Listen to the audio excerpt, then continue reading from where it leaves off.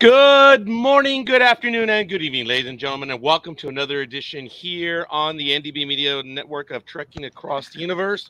But we begin today, August 24, 2023, kicking off another view into the Star Wars universe.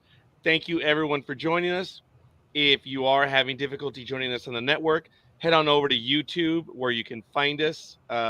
And we are live there. Don't forget, folks, head on over to ndbmedia.net. You can always find the program if there is an issue.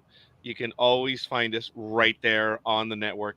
Our many links to Twitch, YouTube, Twitter, and Facebook. So if we are having issues right now, we do apologize, but thank you for joining us. Had to get that out of the way. I have to remind everyone because apparently, when you least expect it, there are always port exhaust holes that give us problems, All said the Latin Facebook. man. I'm All sorry, what face. was that? All Facebook today. Well, we shall see. We shall see. But once again, thank you for joining us. And we apologize for the technical difficulty that we are enduring as we begin this program, but at least we see it. I'm Palpatine. That's Darth Greg. And that's Michael. Yeah. Okay. Just Michael. I'm a You know, rebel. he reminds me of the kind of coworker that you go to and everyone dresses up for Halloween except for that one guy. That's what I used to do. You are that guy. Yes, absolutely. I remember I was told that one time and I said, my aunt died. Leave me alone. It's like, oh, Every year, right? almost. Mhm. Well, I was referencing one aunt one time. So I actually just did that one time. But anyway, all kidding aside, ladies and gentlemen, thank you for joining us. It is going to be great. Elizabeth, thank you for joining us. And I think I'm going to see if I can. Greg, can you put a notice on your Facebook telling everyone what the deal is? I'm going to go ahead and do it as well. Michael, if you can go ahead and let them know Yeah. as well. And we do apologize. So uh, this is just disappointing. And it happened just as we went live as well. So it's the dark side rearing its head. I need you to clarify that, Elizabeth, please. I don't know what you mean by that. Because this is my happy place, the dark side. So Greg will show us what he's wearing a little bit, and Michael already is showing us. But all kidding aside, let's get it going, folks. Star Wars Ahsoka was scheduled to debut on August 23rd, but then Disney said, nah, let's start it on a traditional Tuesday. Like all other movies and music and stuff used to be available for purchase. Now they've done it, and it debuted at 6 p.m. Pacific time on Tuesday, August 22nd, and it was a 2-episode premiere. So I don't know. Before we get into the full review, you have some comments about what you were thinking going in, and then we'll get to it. We don't have to go beat by beat, gentlemen. We can just get into it, but we will keep the episodes apart. Episode 1, Master and Apprentice, and episode 2 actually is part 2, Toil and Trouble. So, Michael, what are some of your thoughts on or what you were expecting, what you were hoping for going in, if you had any preconceived notions? Well, I had none until I started looking at some of the spoilers, and then I quit doing that. But the spoilers, I did see that they said they were going to have lots of references to Star Wars Rebels, which they did. And, they pulled at least one character over from Rebels. So, and then they talk about some of the other ones too. So One? I said at least one. I mean, and then Chopper, but there you go. So, Yes. And I saw a video on YouTube about Chopper being some sort of mass extinction tool. oh, I he's don't know. crazy. He's absolutely crazy. Yeah, Chopper is crazy. There's no doubt about that. Elizabeth, thank you. Yes, I did as well. I had a feeling. So, knowing that we're not on Facebook, folks, I think we can get away with it right now because I will put in the appeal and we're just going to go ahead and do this. So, Let's see. There it is. We're going to get to it right now. We're going to play it. We asked you. It's YouTube that gets us. It's not Facebook. Actually, no, Michael, because YouTube will tell us and we can appeal it. Facebook says F you. Hmm. And that's just the way it is. So you're right. So here we go. You're seeing that look On who? Oh, Well- on Michael? Michael. Oh, no, I missed it right now. Oh, Well, no, that was the... Are you really sure about this, Roger? Yep. Here we go. well, maybe I'll have to leave then. I don't know. Stay. Here we go. War is inevitable. One must destroy in order to create. We are no Jedi.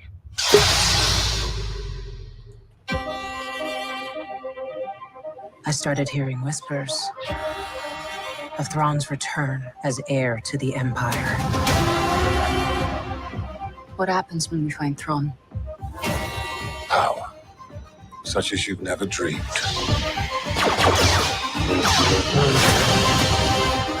I've spent most of my life fighting a war. That's why I'm trying to convince you to help me prevent another one. You and I both know who could help you with this. She's still just as stubborn as ever. I bet your master found you difficult at times. Anakin never got to finish my training. I walked away from him, just like I walked away from Sabine. You never made things easy for me. Master. As a Jedi, sometimes you have to make the decision no one else can. But I'm counting on you to see this through. Nice haircut.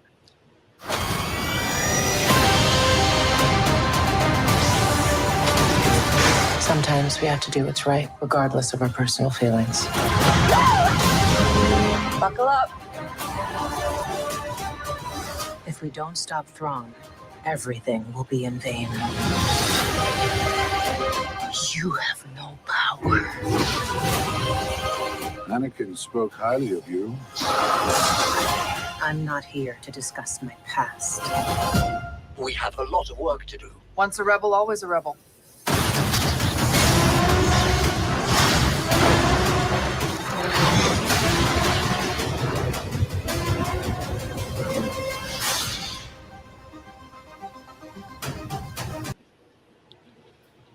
And premiere it did, ladies and gentlemen, as I mentioned earlier. There it is. That is the Ahsoka trailer.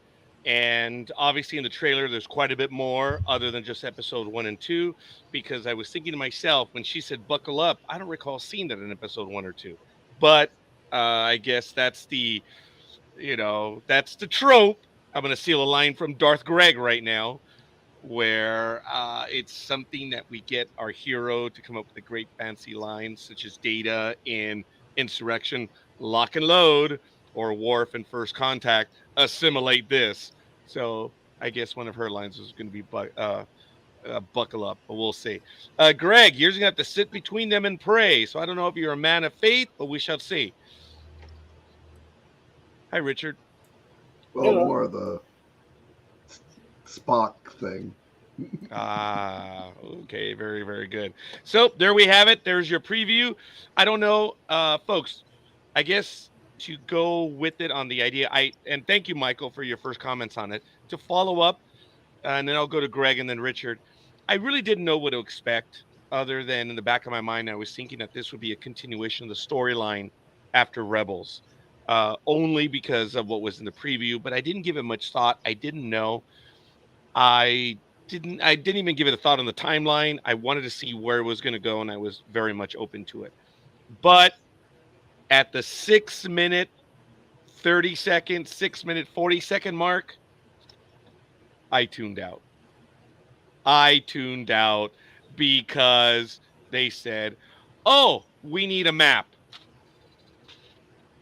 Here we go. J.J. Abrams all over again. We need a map to find someone or something. Oh, I was so disgusted, absolutely disgusted. But I saw the 2 episodes. So we're going to move on forward. I did say to myself, oh, son of, I committed to doing the review of the entire season. All I can say is that when I saw that moment of the map, I was like, oh, here we go again. I mean, this is what it is. We're going to have a map to find someone to get the story going. I will say that that was probably my entire negative thoughts of the entire 2-part premiere. Knowing that, Greg, what were some of your thoughts? I rolled my eyes at that too, honestly. Although I have to say, the way that they presented it and what the map leads to really piqued my interest. Um, I'm thrilled with the production quality. I mean, it's obviously has television budget or streaming budget, but we've got it. The costumes looked a lot crisper than the costumes in Andor. The sets looked a lot more polished. I probably wasn't the only one that said the sets in Andor look like sets.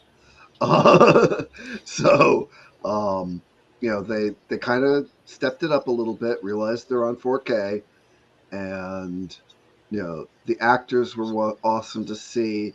It was awesome to see live action versions of spaceships from the Clone Wars series and Rebels. And it was awesome to see the characters from Rebels live action. Um, the best part for me were the Loth Cats. I mean, that was just awesome that they even went through the effort to CG, almost live action Loth Cats. And I mean, I had to watch it in 2 parts because I did it really late at night. But I mean, right now I'm bummed. Next week's going to be short, only a 30-something minute episode, and I'm bummed we're not getting a 10 episodes run of this, and that could be a one-shot already after 2 episodes. Wow. Oh, it's interesting. All right, Richard, your thoughts before we get on the full review, moving on the AHSOKA series. Well, unlike Greg, I don't know. I was not. I liked the live action, but I liked the animation better because the characters seemed to be more detailed, and you couldn't really see any faults in their costumes and stuff.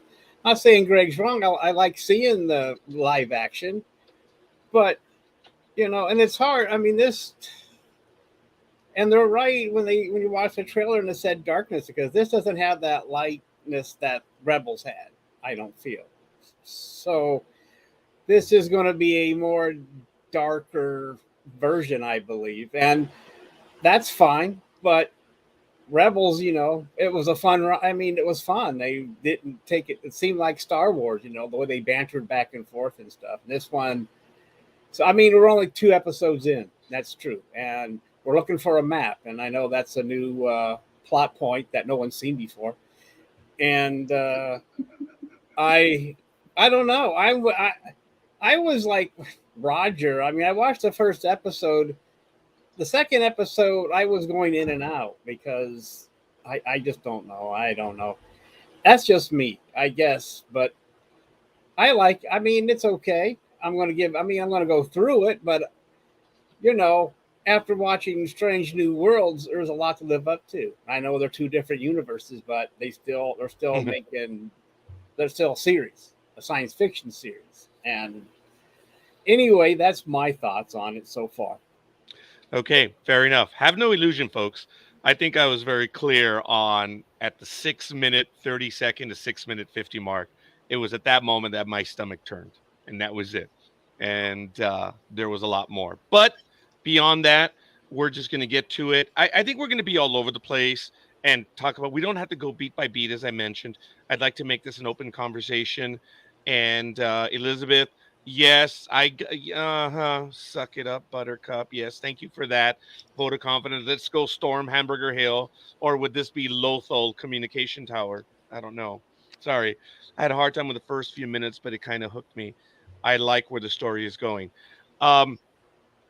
Greg did say something along that lines when it came to the map. And that's what I wanted to, I guess, it's going to be complex, my review for this one. There was a lot that Greg said that I was like, yep. I may not have been nodding physically, but I was like, yes. When I got the whole concept of the map, it was like, oh, it was like an icy ball. And it was like, oh, come on. But they put some thought into it. They did. And that I would have to say. So, plus, Roger, you Go ahead. gotta accept tropes from Star Wars. The whole thing is a trope. So I hold Star Wars to a much different standard than Star say it Trek. ain't so, Greg. Don't. Don't ever say that. I mean, I'm not a fan of the trope in Star Trek because, I mean, sci-fi really needs to start evolving. But Star Wars is fun. It's fantasy. Yeah. You know, and that's why I love them both, because I can love them both in different ways. And I believe, and thank you, Greg. And I believe everyone here does love them both. I don't know if there's one that was better or whatever. At one time, I would say that Star Trek was the everyman, the sophisticated everyman, and Star Wars was caviar because there was so little of it. It was the better of the two because the production, the money, and just the way it was. Now, funnily enough, I don't know if that's the correct word. It may have flipped, but that's neither here nor there. So, episode 1, Master and Apprentice, written by Dave Filoni, as well as directed by Dave Filoni. And in episode 2, Toil and Trouble, well, actually, part 2, Toil and Trouble, it was written by Dave Filoni and directed by Steph Green. As I understand, and I read, and I don't know if you guys got that earlier, Dave Filoni, as I understand it, wrote the entire run. Did you guys know that? That's awesome. Yeah. We're in for a good ride. Michael, had you known that ahead of time? Okay. Richard, did you hear about that? No, I missed that memo if you sent it. Oh, I definitely did not send the memo. I was trolling the internet, and it was something there that... Well, to answer your question, no, I didn't know it had the same writer throughout, which means I guess we should have even writing. Even writing, and he was one of the showrunners on Rebels and Obi-Wan, and this guy's saved Star Wars, I think. Well, yeah, I mean, I agree with you, Greg. I mean, now we have one kind of voice, and and like they always say, the old saying, too many cooks in the kitchen. True. I mean, there's still, a couple other people out there, but between Favreau and Filoni, every time you see those two names together, it's their fans. They're not going to do fan service just for the sake of fan service. They're doing what they want to see as fans. Right. And I guess I shouldn't say cook because he's a chef. Oh, definitely. I mean, we're not going to find him, frying hamburgers at McDonald's. So just to get that record straight, cook is a little not right, but a chef. And that's why I enjoy. I'm looking forward to the other episodes because to see where this is going. I mean, come on.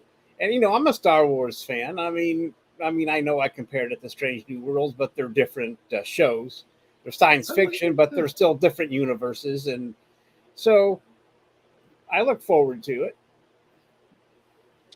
I was happy and thrilled. I'm jumping ahead now from episode 1 to 2.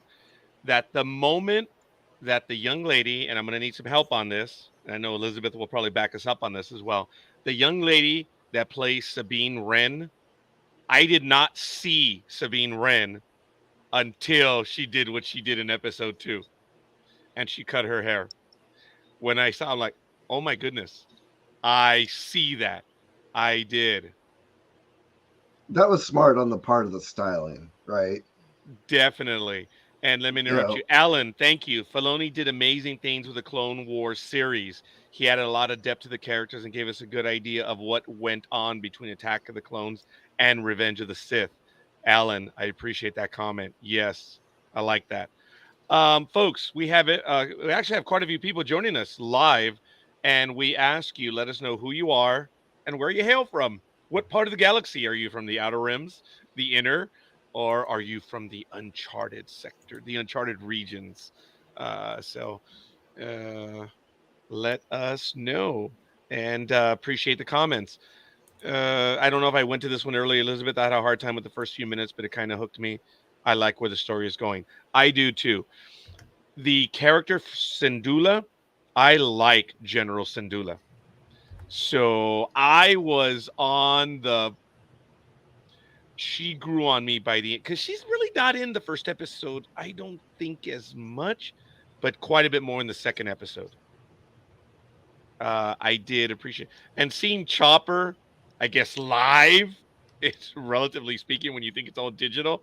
Uh, when I saw Chopper on the side of, and folks, you know that the General Syndulla, she's flying the small ship of the Shadow, Phantom. right?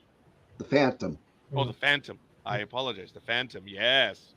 So the Phantom is the little pod that's on the Shadow, right?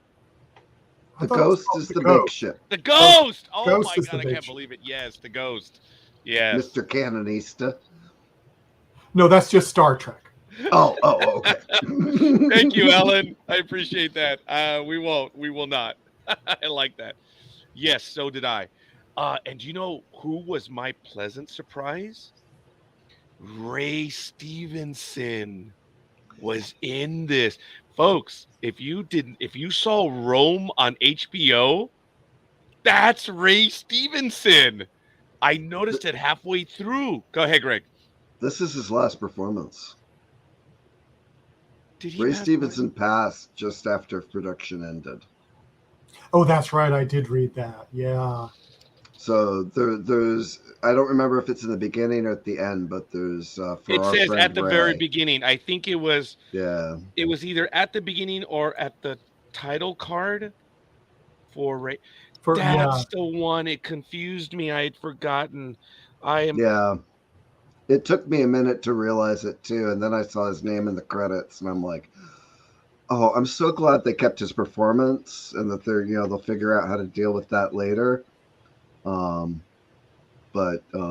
Yeah. So that was mixed for me. I mean, in Rome, he was an unknown to me, but he had such presence. Titus Pulo in Titus Rome. Pulo. Yeah, Titus Pulo. Man, he was great in Rome. Oh, that was an HBO miniseries. If you have HBO and you haven't seen it, and you like historical drama, it is highly recommended. Rome was HBO's first attempt at a mega hit like Game of Thrones. And I don't know why it didn't do as well as it did, but anyway. Yes, I am. Oh man. So, but he filmed everything in season 1, I guess, in this 8-episode run, right? I'm not exactly sure, but I remember there was some concern as to whether or not all of his scenes had been filmed yet. But they were very close to the end of the live action capture, the set, all that part of the production. I should have known this. If anyone knows how old he was when he passed away, this is yeah, God, 4 years older than I am right now. Oh yeah, that's great. And, we're at that age now, guys. Yeah, but just to say, he's such a commanding figure or character on that show. I don't know. Do they have? So I guess I don't know who you're going to get. I mean, to replace that guy. I mean, come on. I don't know if they're going to replace him or what, but finding someone like that. The only one I can, I don't know. Maybe. No, they can't think of his name, but anyway, there's not very many that are going to be able to fill that presence. Oh, Russell Crowe maybe, but let's see where the character goes. Yeah, I mean, yeah. Well, I know, but I mean, they may have filmed. He may have filmed all of season 1. Yeah. Originally, this was going to be a one shot. Yeah, that's true. That's a true story too. Yeah. I was immediately taken by the Balin character. And like I said, halfway through when I finally made the connection, I'm like, oh, I guess I saw what he was doing or saying, and then it's like I saw him without the beard. I'm like, I know him. And oh man, I missed. And I'm sorry, folks. And look, ladies and gentlemen, for the family, I'm sorry. I am sorry that I did not. That I missed that. I can only imagine. So he did pass after production wrapped up. Yeah. I mean, Greg, did you know right away it was him? No, it took me a few minutes because he's older. Thank you, Richard. And I didn't recognize him right away with the beard. But the more he talked, I'm like, yes, because I didn't recognize him in the trailer, and it didn't click, and I had remembered that he was in this, and I remembered he had passed either shortly after or during his filming, and I didn't know how they were going to handle it. So I didn't even think about it in the trailer until I saw that I don't even know what they call that when they mention someone who's passed as part of the titling. The memorarium? Is it a a memorial or a memorial? Yes. I murdered it, but Kurt Cobain did it better. No, buddy, no, you didn't murder. You were right on there. I didn't even know how it was pronounced either. You're all right, man. Gosh, that's crazy. Well, look, opening scene, we have a New Republic cruiser. They're entering Sector G38, and they say they're receiving a signal, an older code, but a valid code. It's an old Jedi clearance code.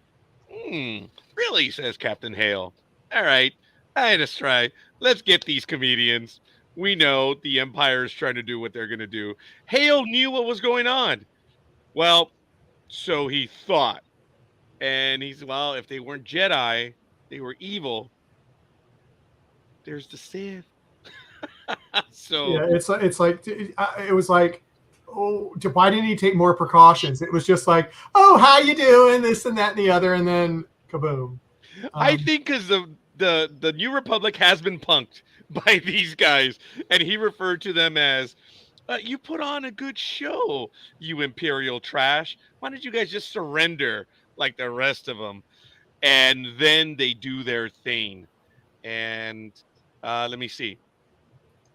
Huyan, David Tennant. Oh, yes, David Tennant. I didn't know it was him until I saw the title. I'm like, David Tennant is this? Yeah, I didn't. I was watching the trailer when you replayed it, Roger, and I didn't see him. So that could be a surprise. Okay, where is David Tennant, folks? Isn't David Tennant and everything now? Pretty much, yeah, he is. Okay, Elizabeth, who is David Tennant in this 2 episode? He was in every episode. He was in both episodes. Wait, what? Or even Alan. If Alan's still there, if he knows which character. I think he would. What? Who was the robot? Oh, yes. Thank you, Ellen. Yes, that was David Tennant. Yes, oh my God! And this is how I knew. Very good, Alan. Thank you. And I'm sorry if I'm a little too loud. And that's like when I found out that Alan Tudyk was the droid in Rogue One. Yes. But that's who he played in Rogue One. David Tennant was now what was the name of the droid? I couldn't get at first. I thought it was Hu Yang. What was that? Hu Yang. That's the name of the droid. Hu Yang. Hu Yang. Yeah. Well, I'm going deaf. Oh, yeah, believe me, it took me a few times too. I didn't get to write down a lot, but I did. I noted a couple character names. Very good, Alan. Yes, in Clone Wars. Yang. Yes, yes, yes, yes. Thank you, thank you. Ooh, we've got some hardcore fanatics right here. And this is good. So give us some of your comments. Alan, I appreciate your comment early on about Dave Filoni. Yes. How about some of your comments on this episode? And we're going to work with it. But it was really cool.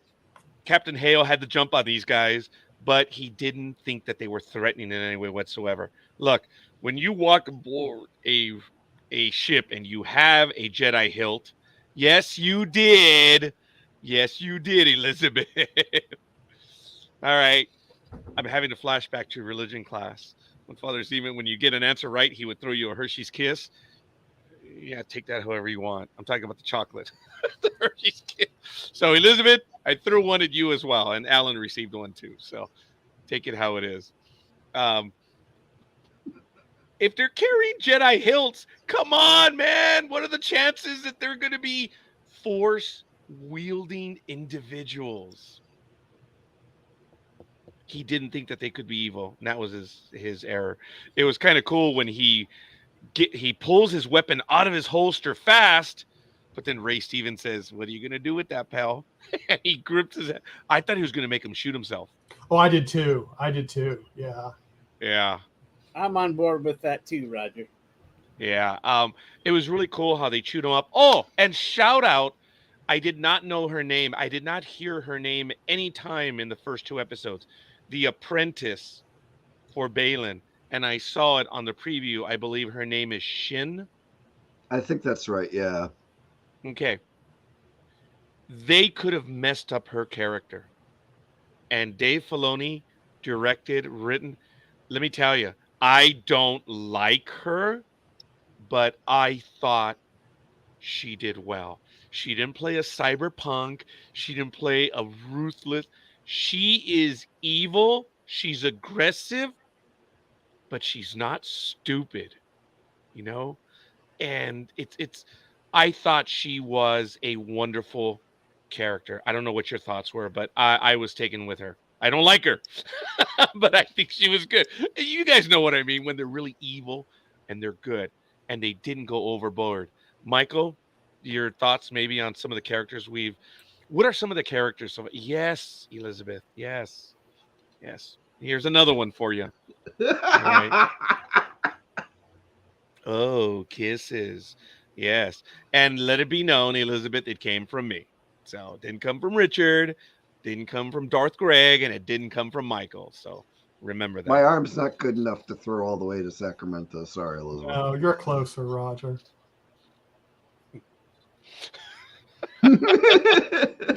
Yeah. Yeah. Oh, yeah. Alan, thank you. Shin Hati. There's potential there, even though she's a new character. You know what, Alan? Thank you for that. Yes. Sometimes characters are just one-dimensional, even at first, but then they grow on us. I enjoyed that. It was a good start to the character, and a lot of that had to be Dave Filoni as well as the actor, and also something to note: their lightsabers aren't red; they're orange. That's true. I took them as red. No, that's right. So I'm deaf and blind. They were orange. Did you catch that, Richard? I thought they were red. You're not going to get an argument from me about being deaf and blind because I'm the same. So, well, Did you notice I reared up on that one? I was going to slam you, didn't you there, Roger? I did. That's why I was like, oh, okay. You want to play? Let's play. No, because I didn't notice the orange either. I don't know what I was doing. I thought it was red until he said that, and I went, wait a minute, it was orange. So it must be red level orange. Hey, by the way, look, Ellen, I got your comment that you're working right now. But look, if there are days that you're not, dude, you want to join us, contact us at ndbmedia.net. We would love to hear it. Same thing for Elizabeth. She knows the same thing. It's very subtle. So there's already a little bit of sarcasm. I like the attitude already. There's a quick. So maybe Alan knows this. I was trying to tell if they were corrupted or not, like they did with the staticky, like with Wrens. Oh, that. And I couldn't really figure that out. They didn't look it to me. But were they corrupted crystals or not? You know, I did not notice that, but it's not sarcasm, but just being genuine. Yes. And hopefully it doesn't come across that way. I like that it's pointed commentary. I like, and folks, you guys all know, if you want to join us, you just let us know you want to be on with us. That's how it happened with this guy. That's how it happened with that. Well, kind of that. I can't point at you right now, Craig. Aha. No, There. no, no, you Okay. can't. Yeah, I don't Don't know. point at me. Alan must be a young pup with good eyes. Oh, actually, maybe he was just doing a better job of paying attention. Maybe he's seen it more times than we have right now. Well, I've actually, I don't know if I should say I've seen it 3 times, but I've seen it twice. And one time I told Michael, I was watching the debut on Tuesday night. I was so exhausted. Folks, I was watching it. This is the old man in me. I don't know where I was. All of a sudden, I closed my eyes. I'm like, oh, man. Okay. End of the show. What did I miss? Did I miss like 3-4 minutes? I just closed my eyes and I was like 30 minutes into the second episode when I woke back up. I was like, oops, I was way tired. So I wasn't able to watch it until yesterday, which was the first good viewing. And like I said, I did enjoy it. And the second good viewing. Folks, please understand that I rolled my eyes big time, like I said earlier. And I don't. Oh, dude. Both of them on your phone. He picked on all that stuff on his phone. Oh, yeah. He does have good eyes. Yeah. Alan, you want to come? I know you're working right now, but if you want to come play with us, dude, reach out to us at ndbmedia.net. We'd love to have you on. Elizabeth knows that as well, but I keep getting excuses from Elizabeth. Like the little fluttery bird, like the Lothal cat that just growls when you least expect it. That's who Elizabeth is. She's a Lothal cat. Okay. Oh, excellent. Why, Richard? Read that, please. The AHSOKA trailer has already showed us.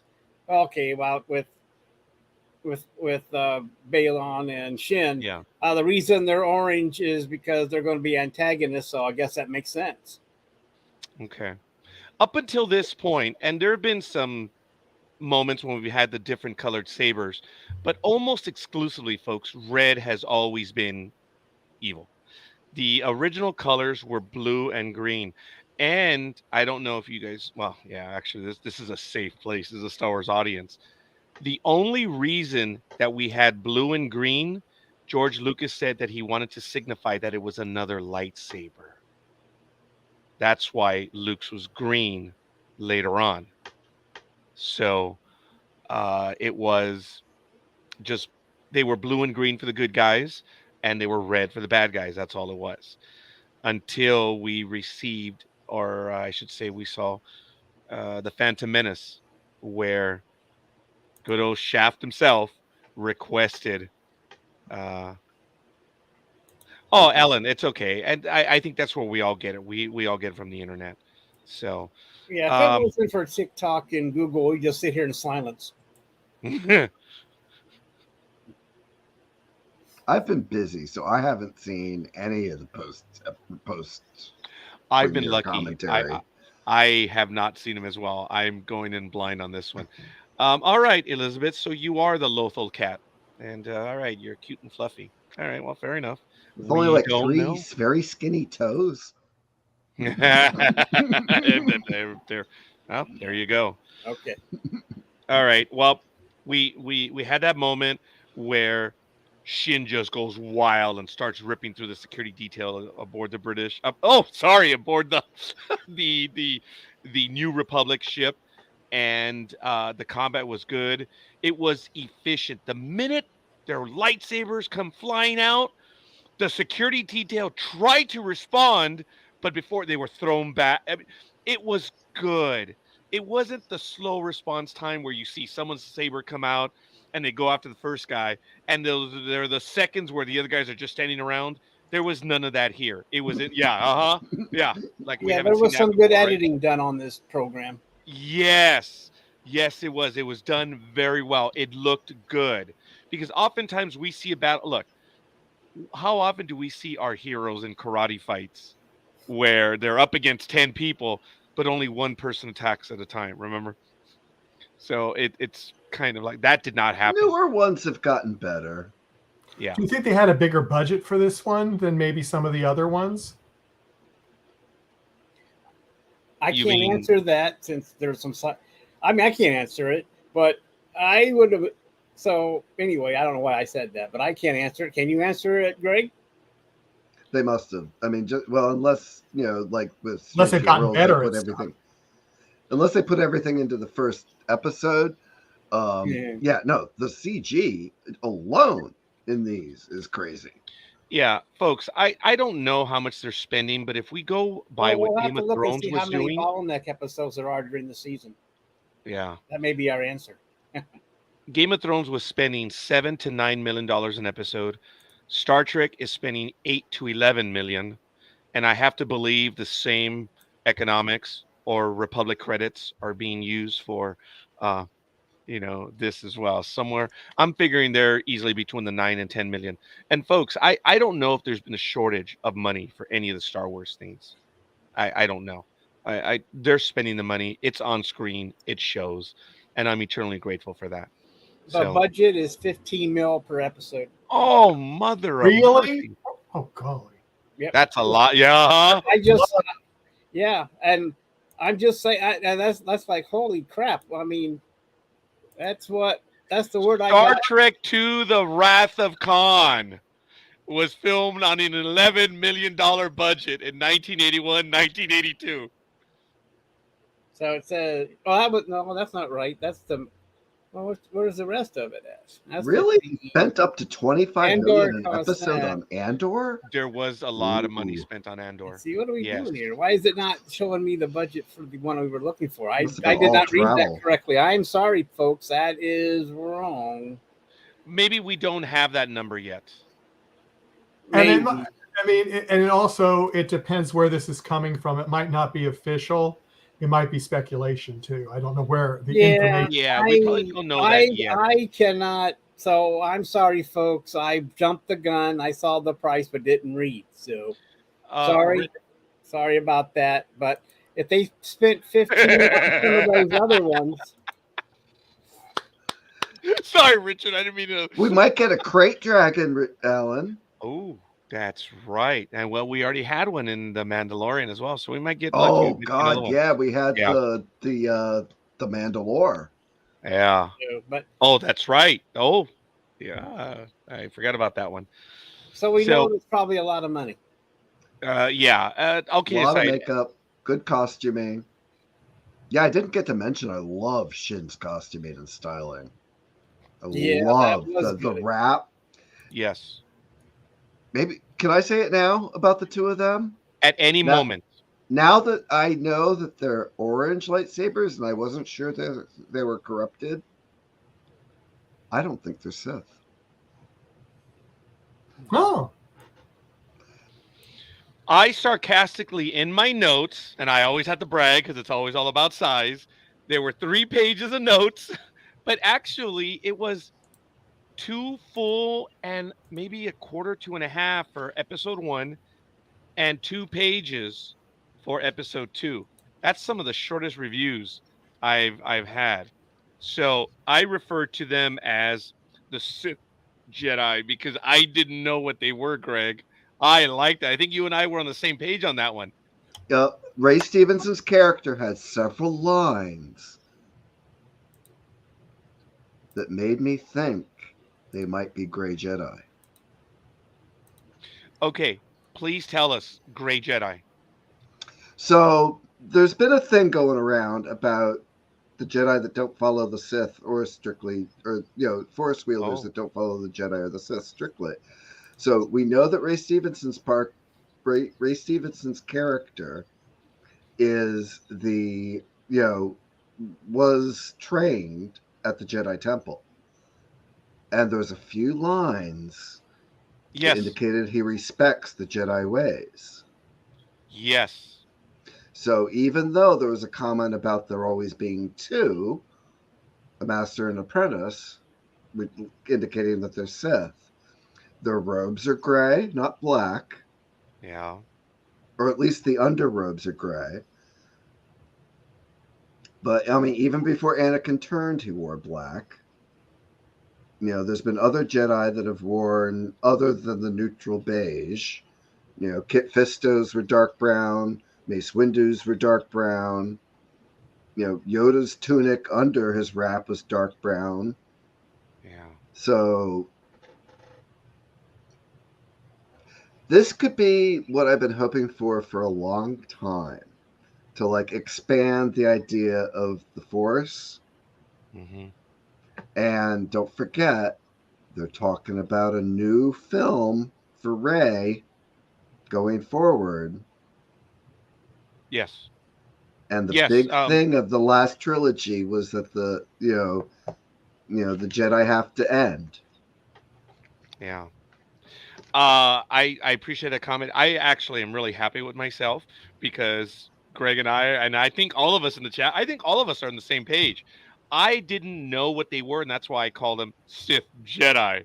They are not evil per se. And right They here. have a different agenda. I mean, Yes. Yes. For episode 2, under recap, and then it's like in the second scene, there they are, Sith Jedi. I deliberately wrote that. I didn't call them evil completely.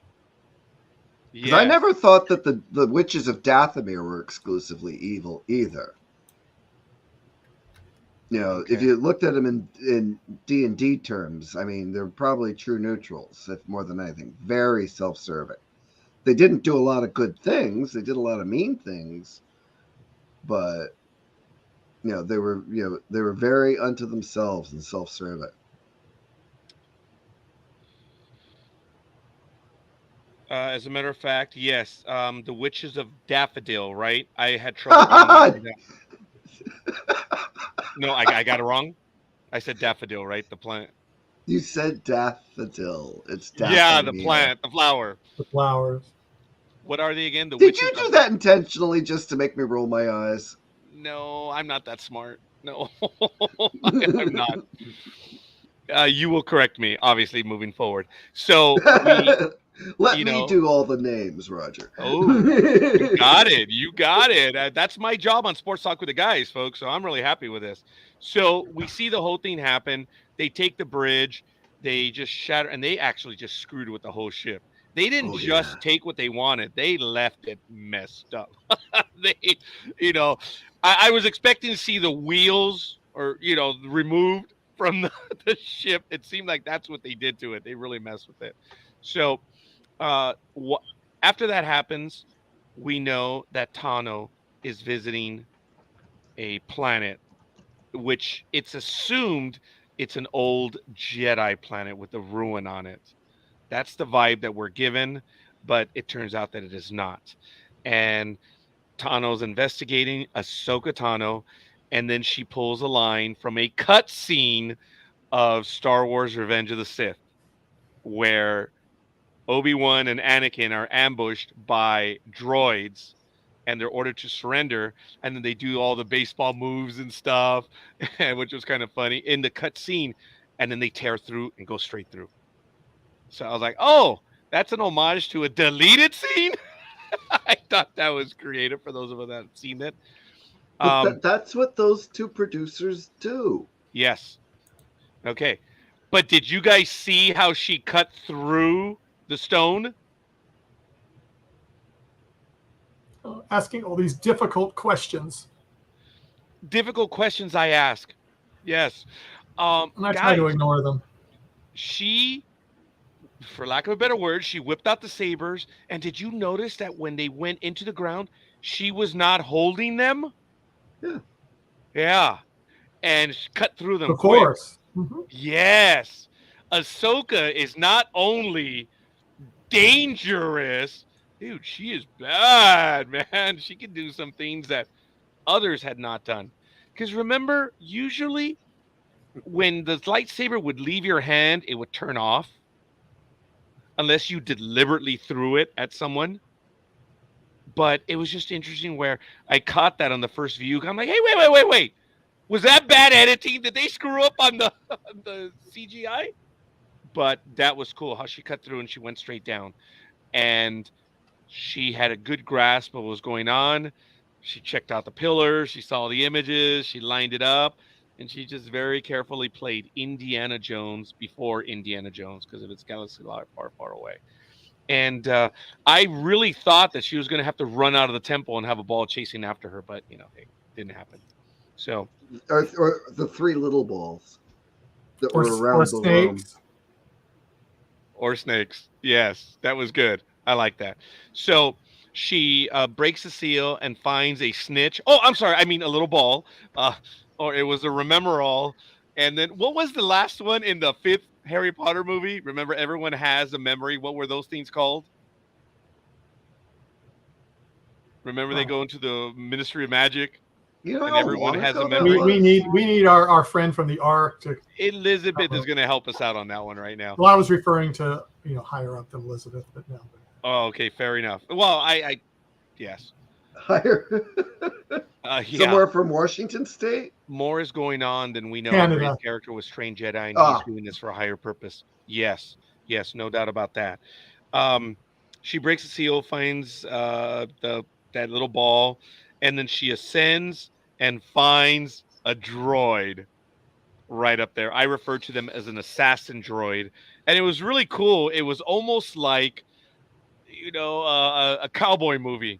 She goes up, and he's like right there. He's holding his weapon, almost cowboyish. If he would have had a holstered blaster, that would have been kind of cool. But he says, we want that. And she says, we? And you get the full camera pull out, and there's 5 of them. That was cool. I liked that battle. What'd you guys think? What were your thoughts on that? Well, I'd say the same thing that you did about the we, and said, what do you mean we? There's just one. Is this a royal we, or is this whatever? And it was like, oh, look what's up there looking down. I was like, oh my. Greg. Well, I mean, for me, it was like, okay, scene 1, huge action scene with lightsabers. Scene 2, huge action scene with scene 3, huge action scene with lightsabers. It's still part of the sequence, even though it was in a different location. And it's like, oh, okay. They are really pulling out all the stops here to pull us into this show. Well, we didn't have any lightsabers in Andor. We didn't have any lightsabers in Mandalorian. So, other than the black sabers. The dark saber. The dark saber. Yeah. Oh. Well, I always get canceled now.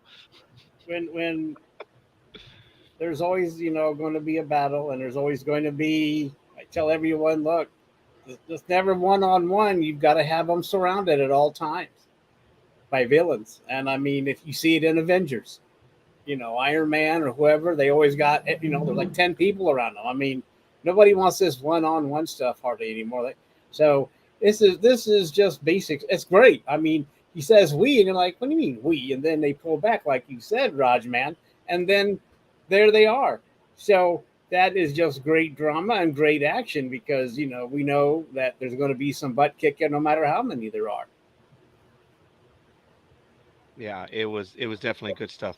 I mean, she genuinely put them down fast, and how she overcame them was she used, she got the holes and 2 of them went down. When she came back up, she was down to 3, and that was creative. Dave Filoni, dude, that was well-designed battle. Hadn't seen anything like that before. Really good stuff. I was really happy with that. Yeah, they went down. I can't remember. I was going to say something, then I forgot. Never mind. I was going to make a D&D reference, and I forgot what I was going to say. All right. Fair Maybe enough. a cabal. I don't remember, but there's something. It's been a while. But they like the weakest members of the D&D, and they just knock them down. You only got to make a few hit points, and they're dead. So Well, in my notes, she pretty much dispatched them fairly quickly. She took out 5 of them and did very well. But they weren't easy to destroy, though, which I did appreciate. She is no Luke Skywalker taking on a bunch of battle droids, but that's okay. Super know that. battle droids. Super battle droids. Yes, I'm sorry. Sorry, Luke. Didn't mean that. So she's running. Go ahead. Those were crazy. Yeah, there was. I don't know if you guys saw the pass when they redid that scene and they play it to that song, Who Needs a Hero? Did you guys ever see that? I actually enjoyed that one when Luke is taking out all those super battle droids. That was good stuff. I don't remember seeing it, but I'll have to Oh look for yeah, that one. someone just took out the audio and put the music to that song, and it was really good. It's almost perfect timing, man. So the battle droids are gonna blow up, self-destruct, and she gets aboard the ship, and she gets a little angry at her buddy.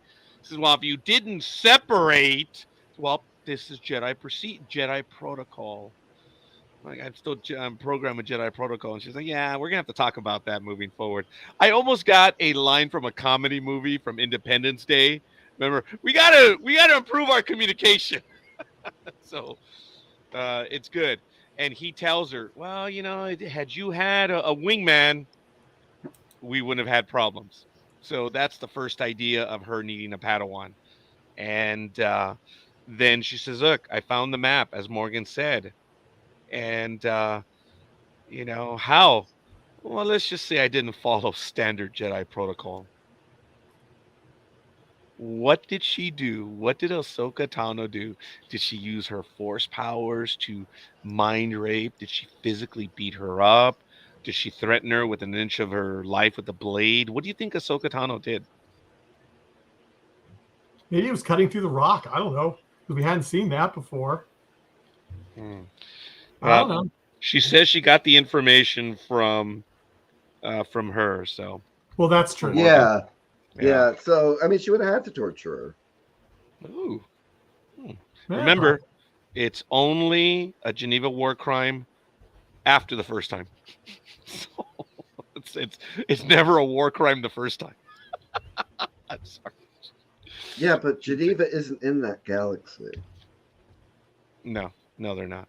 So and early in Clone Wars, there's a couple episodes where Ahsoka almost stepped over the line in situations like that. Yes. And I'm definitely going to have to rewatch Clone Wars. Oh, I'm gonna have to go over and Rebels, yes, no doubt. And I'm looking forward to being able to do this over the next few weeks. And then in one of the wonderful nods, how they've already touched the prequels, they've touched Rebels, and then we get and Clone Wars, and then we get Home One. I was like, Return of the Jedi, Home One. I love that one. The city ships, Home One. That was really cool. So we know Home One survives the battle, and it is there that they go aboard. I did appreciate that. And the code is Home One to Fulcrum. So that's from the cartoon series. That was her name, wasn't it? Fulcrum. That was her code name in Rebels. Yes. Yeah. Before we even knew it was Ahsoka, they always would refer that they were getting their lead from Fulcrum. Right away when that shows up, I was like, "Oh, that's right. That was her code name." I did appreciate that, so it hasn't changed. And Home One to Fulcrum, there's been an incident. Then we see her identifying marker T6 1974. I wonder what the significance to that is. T6 1974. I guess we'll find out later on. But she docks, and General Syndulla, we get her live and real. And it was nice. I believe the individual that they got to play General Syndulla as well, she definitely grew on me later on. She wasn't a SoCal Valley girl, as we get sometimes. She was a well thought out and well acted character. Well, Anakin was her master. Yes. And then we get the briefing, and that's where Tano does not recognize the two that look like Jedis. She has no idea. But someone comes up with the idea of saying, well, let's see if we can match the hilts. Or not the hilts. Oh, no, yeah, the hilts of the Jedi weapons. And they do identify one a little bit later. So they talk about briefly Thrawn having died at Lothal, for those that saw the series, and Ezra. So, gentlemen, can you guys give us a backstory on that for the audience? Look, we are where we are. What happens at the very end that they're referencing?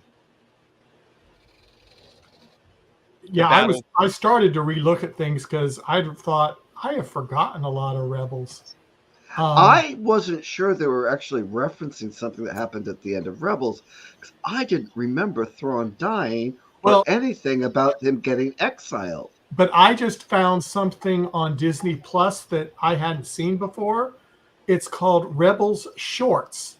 And I don't remember looking at any of those. And I wonder if that's what they're talking about. Because I was going to start that, and then some other things came up today. But I don't know. But I just saw that because when I went to do Rebels, and I said, wait a minute, there's 2 icons that say Rebels. And I went, and I didn't have all my glasses, so I couldn't really read the fine print. And I opened up one, and I said, oh, this is the right one. And I said, well, what is this other one? And I hit it, and it said Rebels Shorts.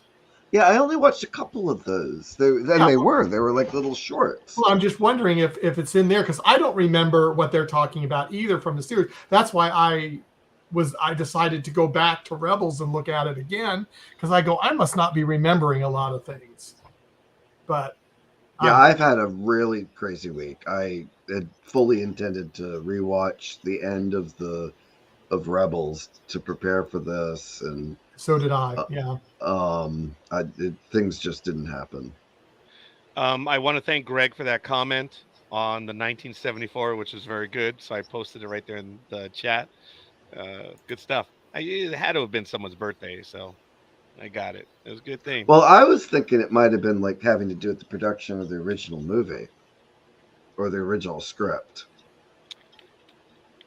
Okay, yeah, because I think that's about because the time he wrote it, T6 did show 75. up in Star Wars a few times as a model number or something. Yes. So they talk about the death of Thrawn, which they say was never proven, and the same thing of Ezra, apparently never proven. But our enemies know where to look. So they know that something important is going on. So then we go to Lothal, and there's a big ceremony that they're talking about what happened a few years earlier. And they're referring to Commander Sabine Wren. They're referring to Commander Ezra Bridger as well. And they're talking about when the Empire was defeated. And it was really, really good stuff. And the picture behind them, when they were going around, when you saw the cartoon characters, that was so cool. Yeah. That was really sweet. And it was enough that you could see it, but it wasn't clear enough that you could, it was a close-up view. It was well done because we know what happens in episode 2. Sabine Wren goes up to it. That was very well done. That was good storytelling. Mm-hmm. That's good direction because we see it. We can see just enough, but it's not very clear, even though we know who it is. And then Sabine later on goes right up, which was really cool. So we go to Lothal, and Staff Sergeant Zim. Oh, I'm sorry. I mean Governor. What was his name? Governor Azadi. For you Starship Troopers fans, that was Zim. He was in the movie, which was really good. So.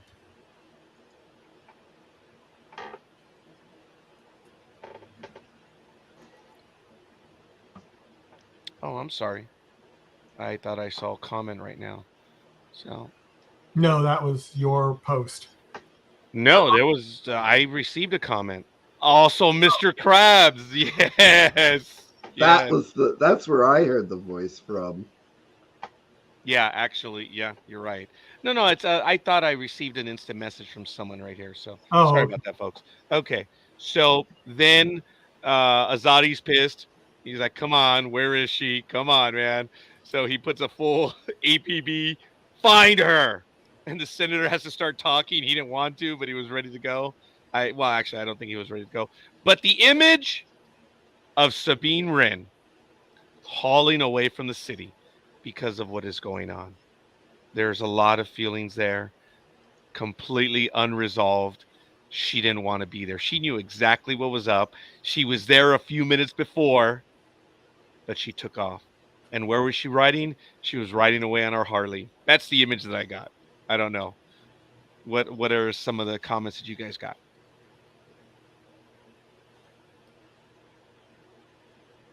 Okay. We'll go ahead and move forward then. Oh, I'm a little delaying here. Something's Oh, not right you're with playing me today, huh, Greg? I must be. Let me close some of this. There might be a streaming add-on. Hopefully, yeah. I'm seeing my signal is good, so hopefully it's not a problem. Elizabeth says, "Wasn't T a shout out to the original Rough Draft started in May 1974 and Dave Filoni's birthday, June 6th, like me? It may very well be. You're June 6th? Wow, D-Day, woman. Wow. I'm the day after, April 21. So go figure. All right, I closed all the anything an ad would show up on. There, that's better. Okay. Yeah, it seems like you're right on. Once again, I want to welcome everyone who's watching us here on NDB Media, Trekking Across the Universe, which is really funny. And we only do it because it's tentpole, because it's difficult to keep track of all the programs. Otherwise, Michael has to program each and every episode as a unique series, and it just becomes a little too much for him. And that's why we're keeping it under this tentpole. So I apologize. It is TATU, Trekking Across the Universe. So she's hauling away, and security finds her real quick. They know who she is, and they're being cool with her and like, Sabine, our parents are calling. You know what's up. Come on back. They're not mean to her. They know who she is. They know what she is. And they're like, come on, Sabine. This is about you as much as it is about them. Come back. And she blows them off. And she even says, there's another order here. And she says, get lost. And the pilot, he didn't get mad. He knows what's up. There is more in this exchange from equals, warriors, combatants that have fought together. It's respect. And it's like, come on, Sabine, don't be that way. You know why I'm here. They want you back. You need to go back. But he understands. The other pilot also, it was subtle the way she played it. She went out, blocked the road, and she's like, all right. And as she gets closer and closer, she knows who Sabine Wren is. She's not stopping. And that droid was worried. Yeah. They know who she is. And that's why there's backstory here. We're probably not going to get the backstory, and it's unnecessary. There was enough in that scene between the three of them, or four of them if you call the indentured servant the droid. So there were a lot of Easter eggs in this sequence too, guys. Yes, from the first episode of. Go ahead, Darth Greg. So from the very first episode of Rebels, there was a speeder bike chase in that same location, leaving the city on Lothal. Yeah. So we get to see a live action version of that highway. We get to see a speeder bike chase there again. The fighters that the guards were going after us, Sabine in, are from a video game. Yes. They're and oh my God, the what are droid. If you look closely at the droid, he looks exactly like the 1978 action figure of R2-D2. Not like R2-D2, but the action figure from 1978 with the little red dent and the little blue dent and the lens sticking out. I knew the droid did look different. I didn't catch that. Good job, Greg. Yes. I saw long before the episode premiered. Somebody already picked it out of the trailer. I cannot take credit for noticing that myself, but it's like, okay, again, this is how you do fan service. Subtle. Yes. Not in your face, just right. Yeah. It's, and forgive me, folks, it's like the scene in the Lower Decks, episode 10, when you see the engineer in the background, when Mariner opens up all the cupboards and all the weapons come flying down, and he picks up the 1970s Star Trek helmet, and he's looking at it with love. It's just in the background. It is done subtly. I don't know how subtle that one was, but yes, done well. And I think they already counted over 111 Easter eggs in this episode. Oh man! I'm not even gonna try. No, I'm not. No, I'm not. I mean, I'm just happy that, like, oh my God, I had an action fleet model of that, that fighter jet, and I can't remember what game it was in. Actually, but it was from one of the games and one of the books. Rogue. It was one of the Rogue Squadron games, and it might have been the one for the Nintendo 64. And the thing about that was, because I played that, you had to beat the game, and then you got that. Yes, I remember that ship. I knew exactly what you're talking about, Greg. I thought I'd seen it before, and yep, it was from the game. Very good. So they've crossed the entire universe: the video game, the cartoons, the movies, action figures, the toys. Oh my goodness. And they've even cut to deleted scenes. That's hardcore stuff, man. Yeah. That's really good. And that was impressive. So Sabine makes it. She gets home. She deals with the Lothal cat, and right away she goes to her holo picture, and we see, just like Darth Greg mentioned earlier, we see them in live, and we now see Ezra Bridger. And I'm betting we will see Ezra Bridger. So we've seen him now. We know what he looks like, and we will see him in this series. So I hope so. I really liked Ezra as a character. So it's gonna be strange seeing him as an adult, though. Yes, because he was a kid. Yeah. Mm-hmm. And I did not like the Ezra Bridger character being, I thought he was a punk, but he was a survivalist. He was somewhat, No parents. He was on his own. Yeah. And he had the Force and didn't even know it. He didn't know how he could do some of that stuff that he was doing. Yeah. But he also evolved through the series. And he did. Yes, he evolved greatly. Yeah. Look, I saw Rebels. It was some really good stuff. And the shock of Rebels was, this is a Disney product. They Disney-fied Star Wars, but the characters were real and the storylines were good. And as Alan, tremendous. Yeah, as Alan, and it genuinely took us to a place that we hadn't been to before, and it was really good stuff. Alan, it made it really easy to say, yes, I'm a 55-year-old man that watches cartoons. Yeah, and this is why you should do. Just the references to the original movie, and the backstory that we had heard from 1, 2, and 3. It got you. It got you saying, "Oh, Ezra was born the same day that Leia and Luke were born."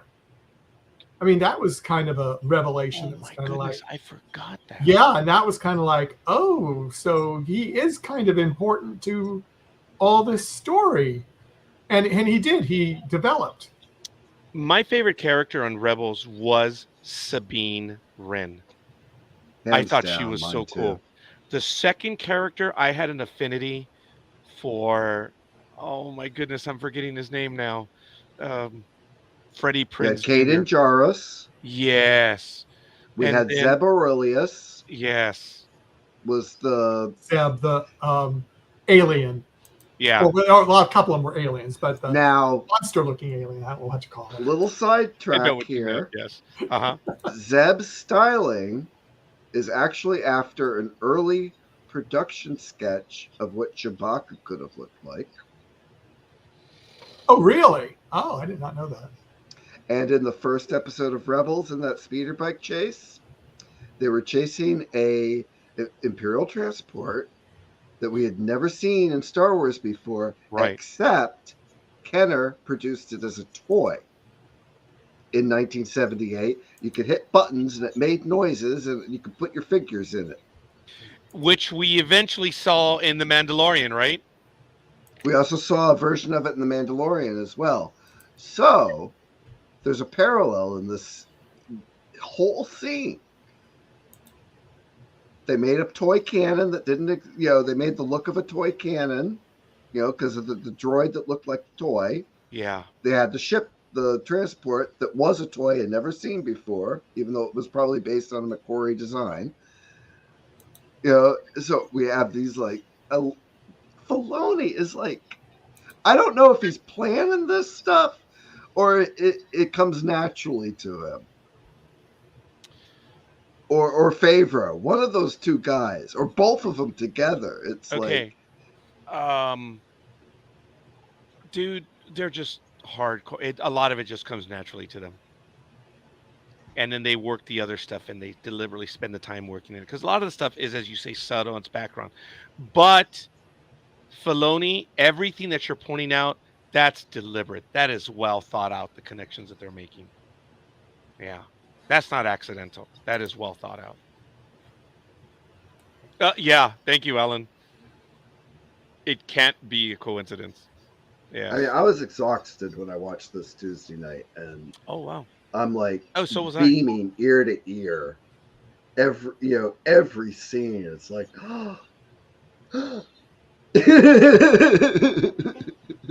yeah, yeah. It was no accident. Sabine Wren was almost duplicating what Ezra Bridger was doing in the very beginning of the episode, or the run of Rebels. Yes. So she goes to go see her cat. She feeds him. She views the Ezra halo, and the comment was, "Your fight isn't over." Do you remember that? Do you remember how that was said? Your fight isn't over. That was my note, and I did a bad job. I wrote it down. I said, "Dude, you better put a description to it," and of course, I did not. So I don't know if that's where she was dreaming. Was that where she woke up and she yelled at Ezra? I don't know. know. Well, it was in the recording, and they replayed it in the dream. Oh, that's right. I'm sorry. No, that's right. Ezra did tell her. He says, "But your fight isn't over." He told her. Yes. But I mean, he knew what had happened. That's right. Ezra, all of the events of Rebels took place long before the events of A New Hope. Yes. And there are references to things that happened in between the end of Rebels up to the start of this series. Yeah. There has to be, because I mean, I do not remember Sabine being an apprentice of Ahsoka. And well, that's what I'm saying. There's a lot of things that they talk about that says, when did this happen? And I don't remember it on Rebels. So, right. So, off screen. So the rebellion was just getting started probably when Ezra recorded that. Because I mean, look at this. You can get a close look at him, but just the stature of him, he couldn't have been much older than the teenager at the end of the cartoon series. Yeah. Yeah, when he cut his hair, then he looked older, and I'm sure that was deliberate too in the cartoon. They skipped a couple years in the cartoon, I believe. Yeah, they skipped some time in the cartoon between seasons. That's right. Kanan tried to train Sabine when she had the Darksaber. Yes.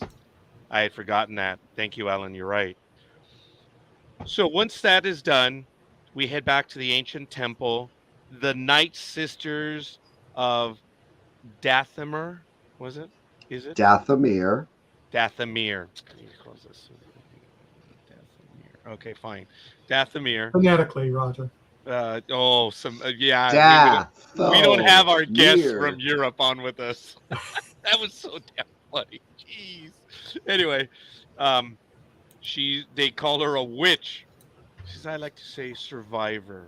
I was like, had I been there, seriously, I would have been the guy mumbling in the background when she's, "You're a witch," and she says, "I'm a survivor." At which point, had Roger been a Padawan, he would have said, "Don't you mean?" You know what rhymes with witch? Come on, you guys know, but that's okay. She's talking about, I think it was Balin that said, "Okay, something happened here, but we don't have proof that she got it.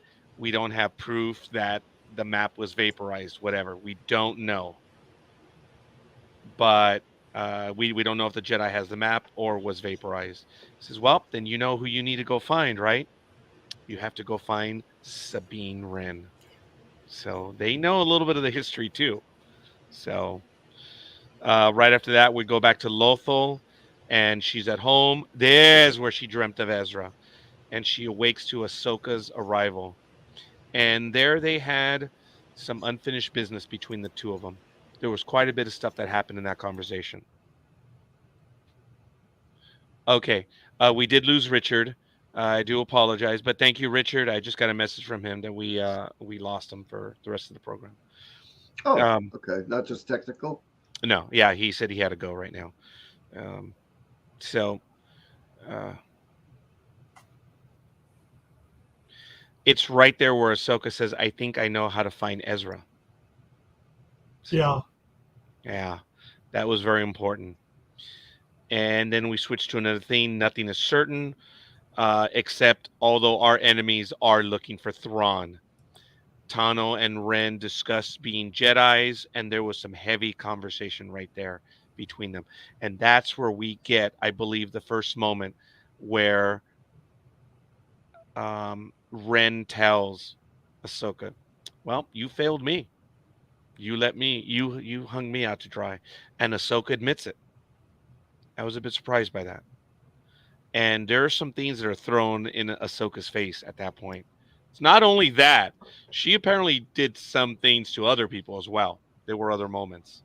So there is, I think Greg and I discussed this. I don't know if Michael was there in one, but we were talking on a Star Trek episode that there's history here. There's a lot of history they're not telling us, which they did a good job of. We found out later what it was. And I think that's some of the world building right here, or character building. And it was really good stuff. It was heartfelt, but they aired their grievances, but nothing was resolved. It was an acknowledgement of the grievances, but no. So, Yeah.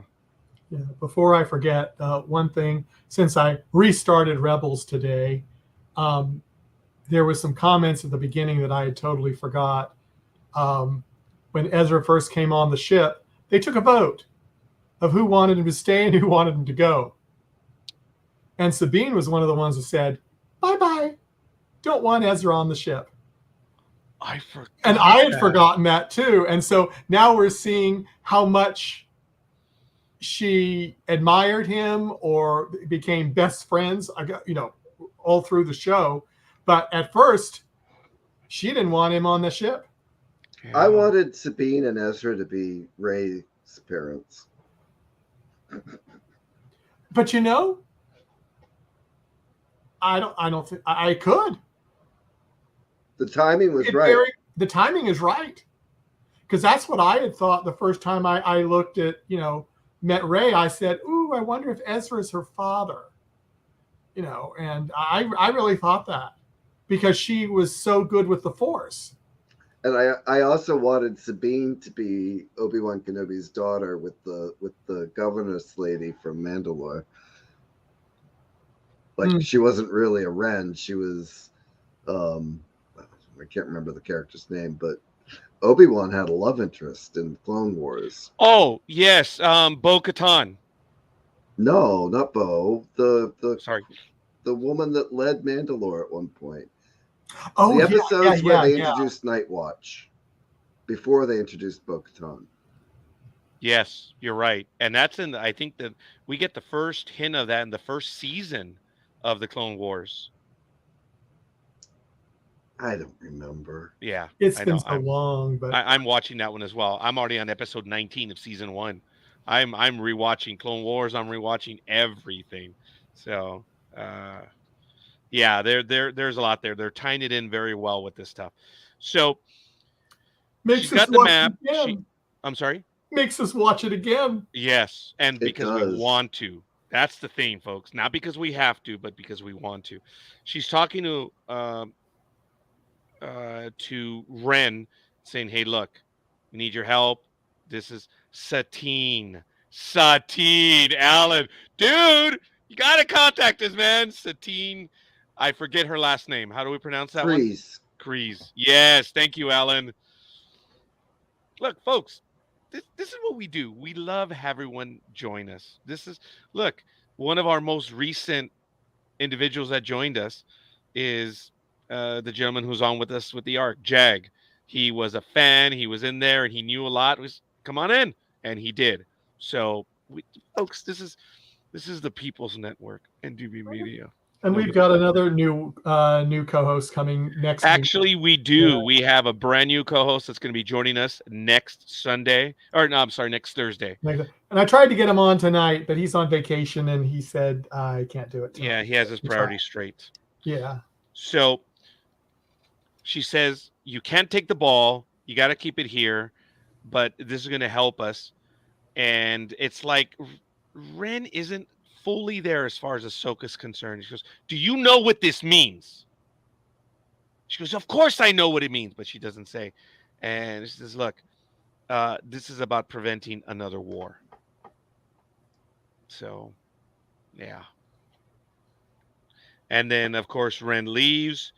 And as she's leaving, a scene out of The Phantom Menace and a scene out of A New Hope. A probe droid is following them.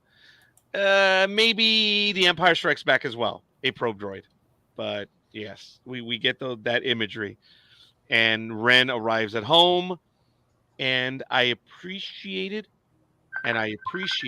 how she did not resolve the issue that quickly. It was good. She thought about it. She worked it through. And she eventually got to figuring out what it was. And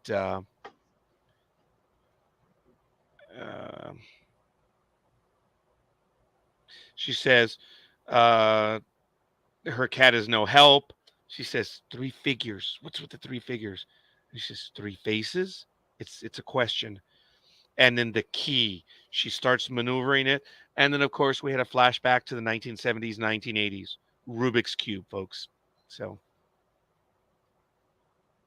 I know. Oh, puzzle box. Yeah. Okay, Michael. Hint then leaves us hanging. Shame. Yeah, well, that is Michael.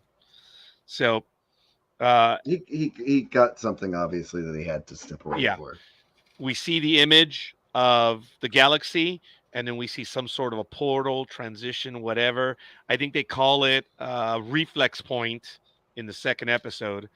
And when they said reflex point, I'm like, oh my God, is that the season 3 of Robotech? Remember Reflex Point? Scott Bernard was trying to get a reflex point. Anyway, forget it. That's been even longer than Clone Wars. Yep. And I don't know. I think I lost the entire audience on that one. But it was, he says reflex point. And I was like, is that Robotech? So to the universe is crossed? Well, it could be. It might be in that other galaxy that they're going to. Okay, could be. Yeah. I think it was just an homage, an accidental homage, if there is such a thing. And as soon as maybe she we'll see figures the it out, Gamelons in that other galaxy.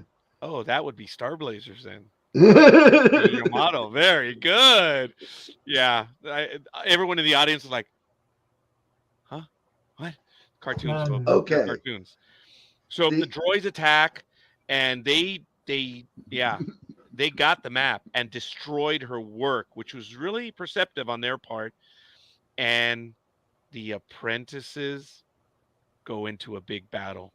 Michael, your thoughts about the battle? I'm still trying to get my chain of thought back since I had a phone call from certain people.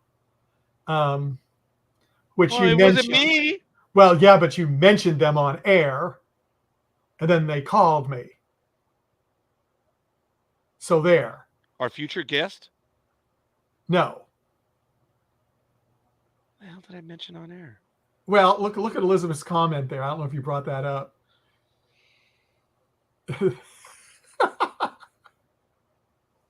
I don't know, but anyway.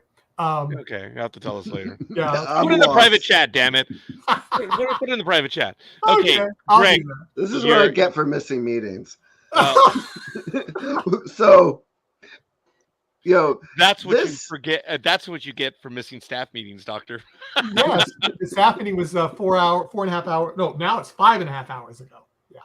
So we've got the these two girls are gonna fight, right? So yeah. Immediately I'm thinking, ooh, chick fight. And then I'm like, oh my God, this is a serious fight.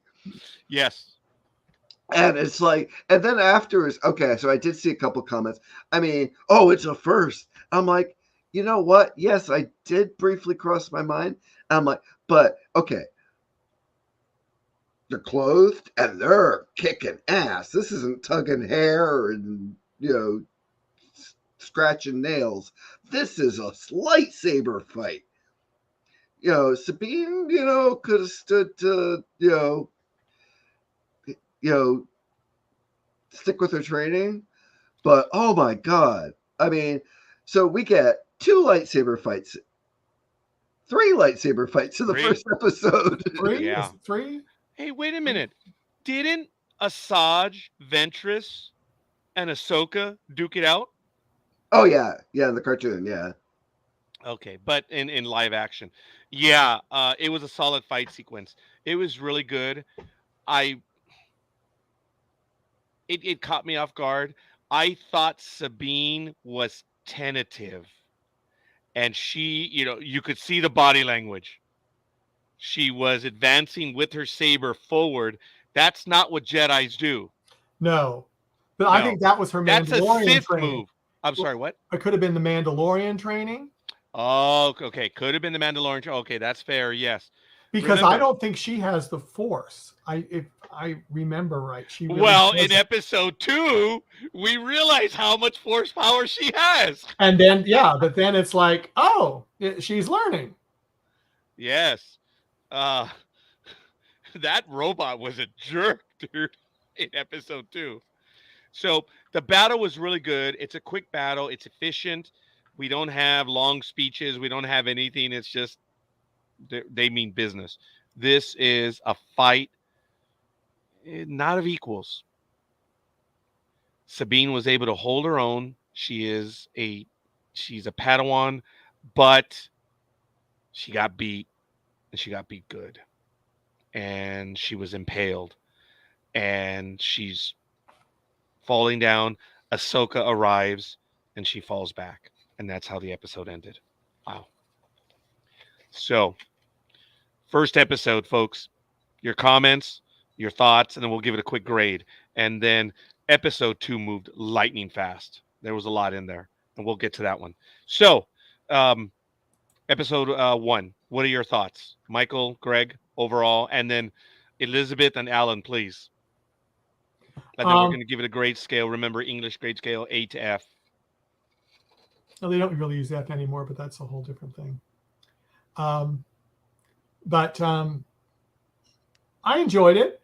As I said, I was enjoying the references to Rebels. I really enjoyed Rebels. I saw Clone Wars, but honestly, I liked Rebels better than Clone Wars. Why? I don't know. I just did.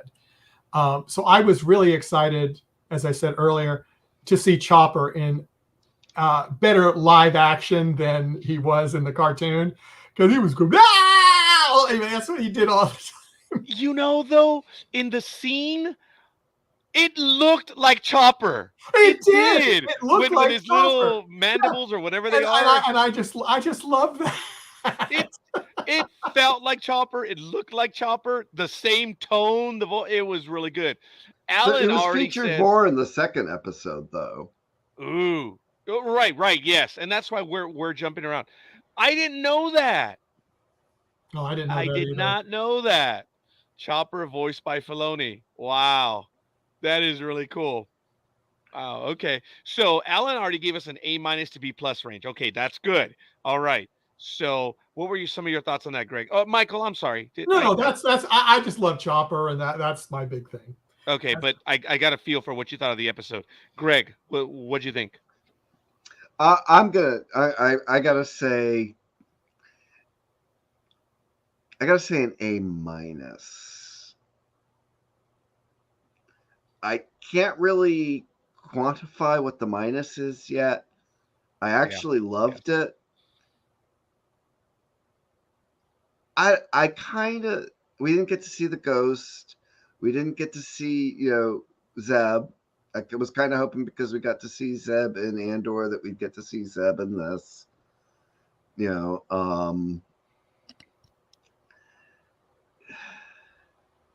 There's a couple things script-wise I had some trouble with,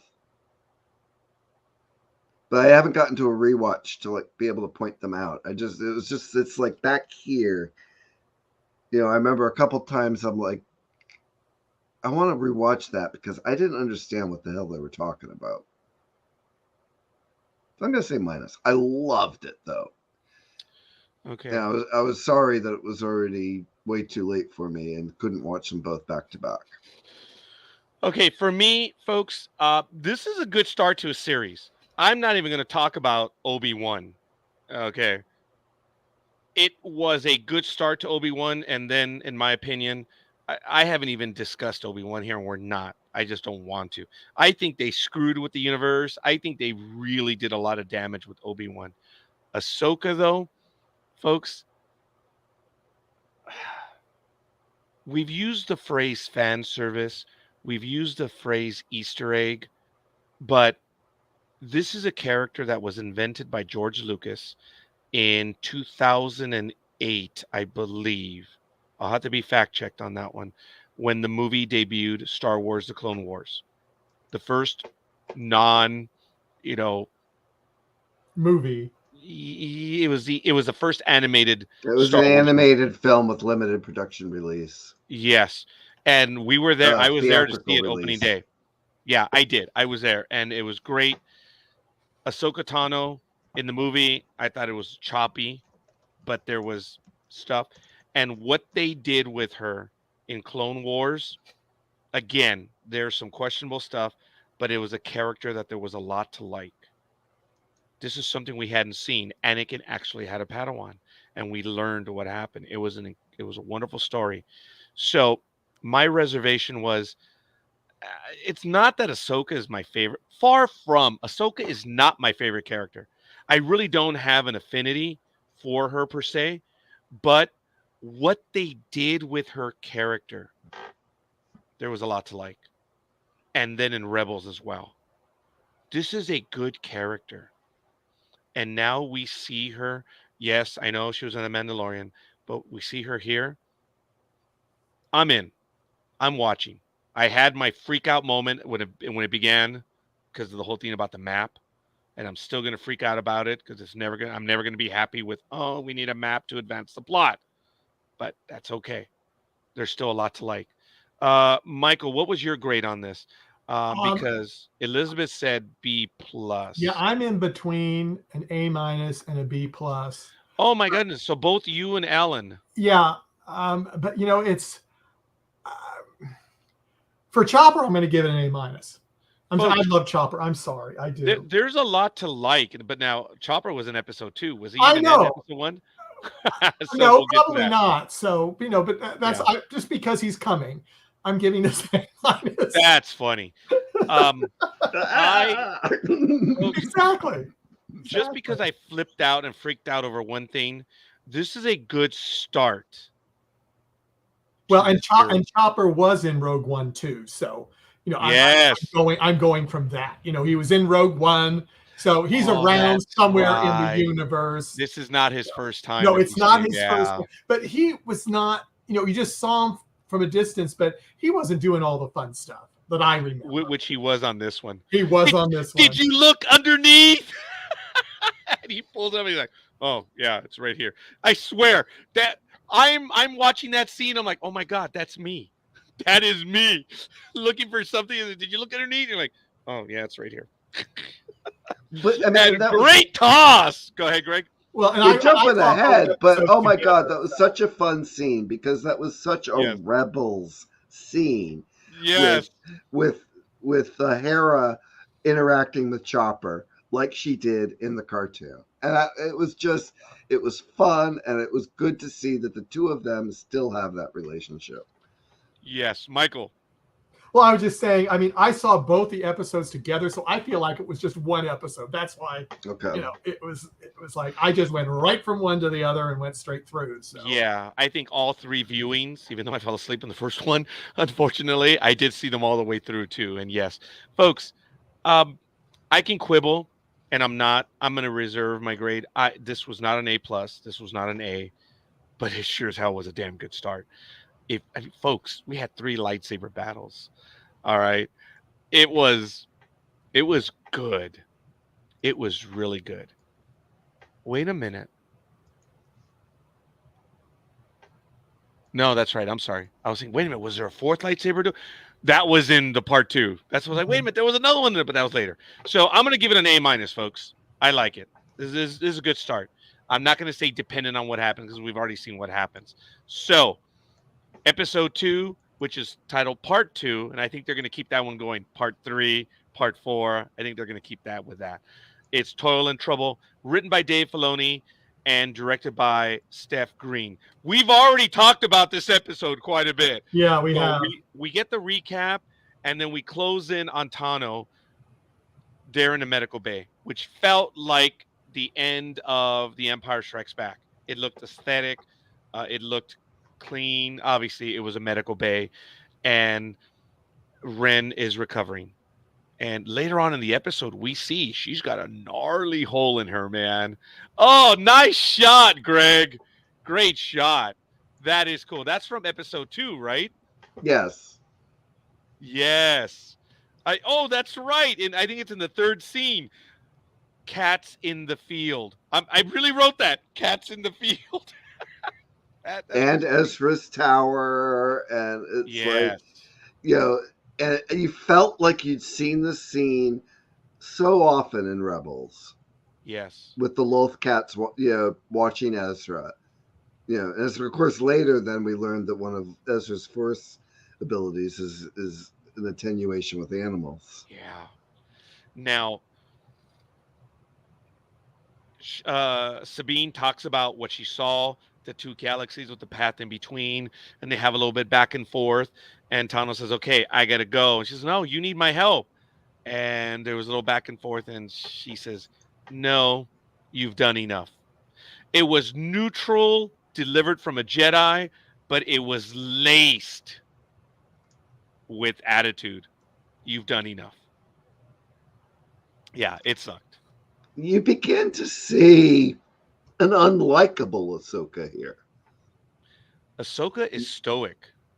You know, she, you know, in I can't remember if it's Book of Boba Fett or The Mandalorian where they brought her in to the post original trilogy universe. I think it was the Book of Boba Fett.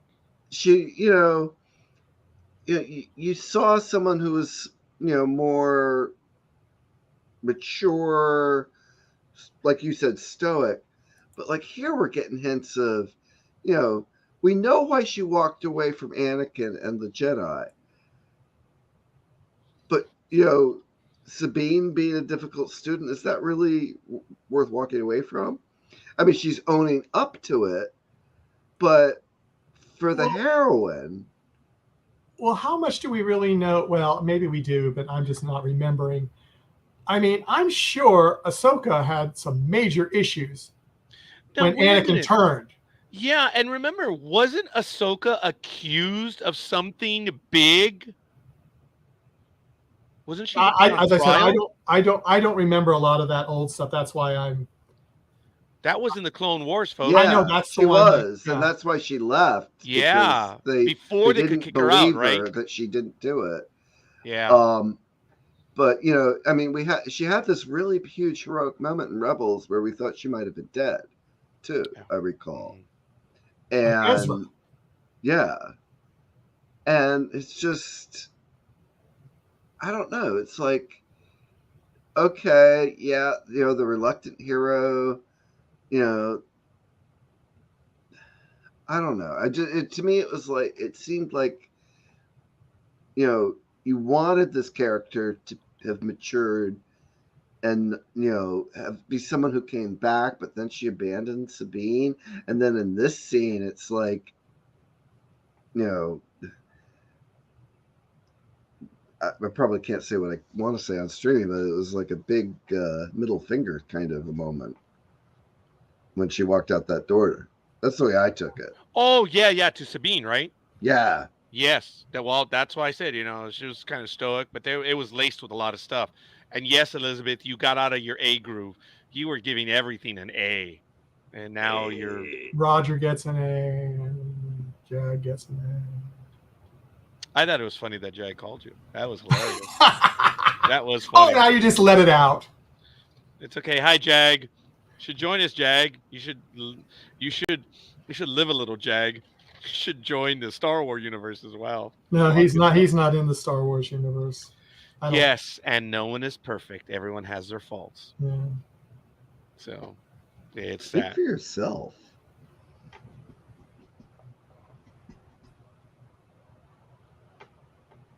He's with the cats, remember? Oh, okay. So this is where I talked about the Sith Jedi. I called them that. They arrive on the planet with the ruins, and they place the map on the pillar, and they discover reflex point on Sea-Tox is found. So that was good. Took me like 3 hearings to listen to where they were. That was one I had trouble with too. Closed captioning. I know. I don't have that. And then we get the title, and then we get that scene.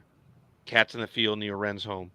And Tano enters where she's investigating, and it was really cool because she was being very deliberate about what she was doing. So she knew about these things, and it was really cool how she was like, she was using herself as bait. And all of a sudden, that little rat comes out of nowhere to attack her, and she dispatches them pretty quick. I was hoping for that. I was hoping that you guys were still around. And she disables the droid, which was really cool.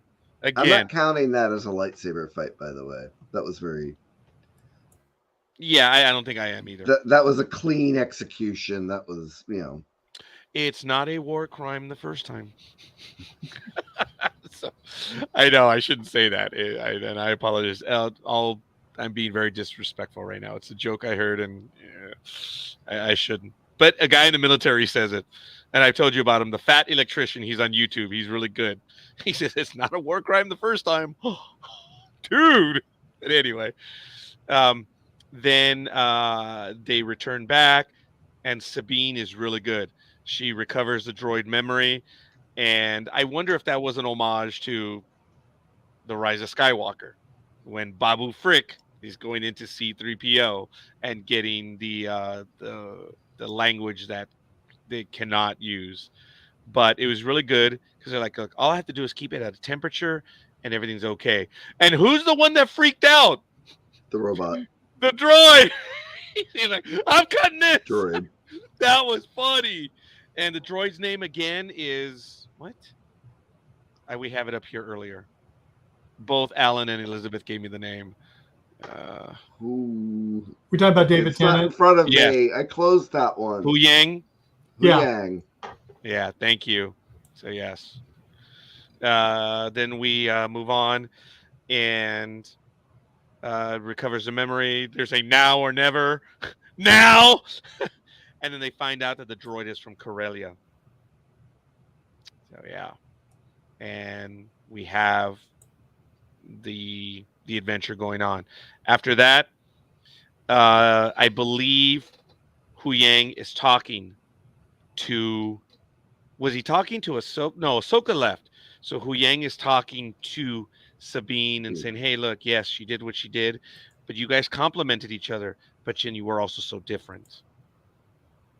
And it set it up right there. And I believe that was a conversation where he says, dude, she needs your assistant. Doesn't look like it. She does. She's just not going to ask you. So that puts it in Sabine's mind that maybe she is going to go ahead and try to do it. So that was good stuff. Then we meet back on the planet. Morgan meets with the Sith Jedi, as I was calling them.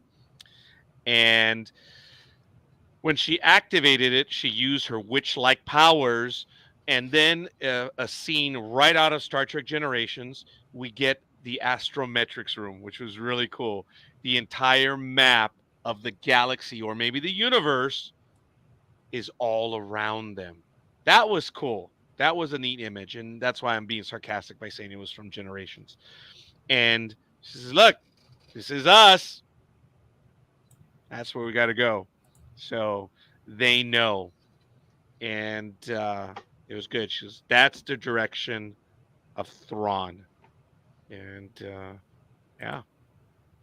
Now it was also in that conversation where they were talking, and this is what you alluded to a little bit earlier, Greg, on the comments by Balin, because he says, "Wait a minute, weren't these the ghosts of such and such or whatever, the tales that Padawans are taught?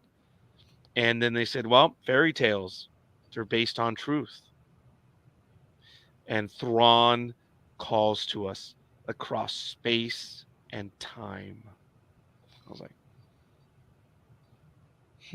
what do they mean by that? So they know.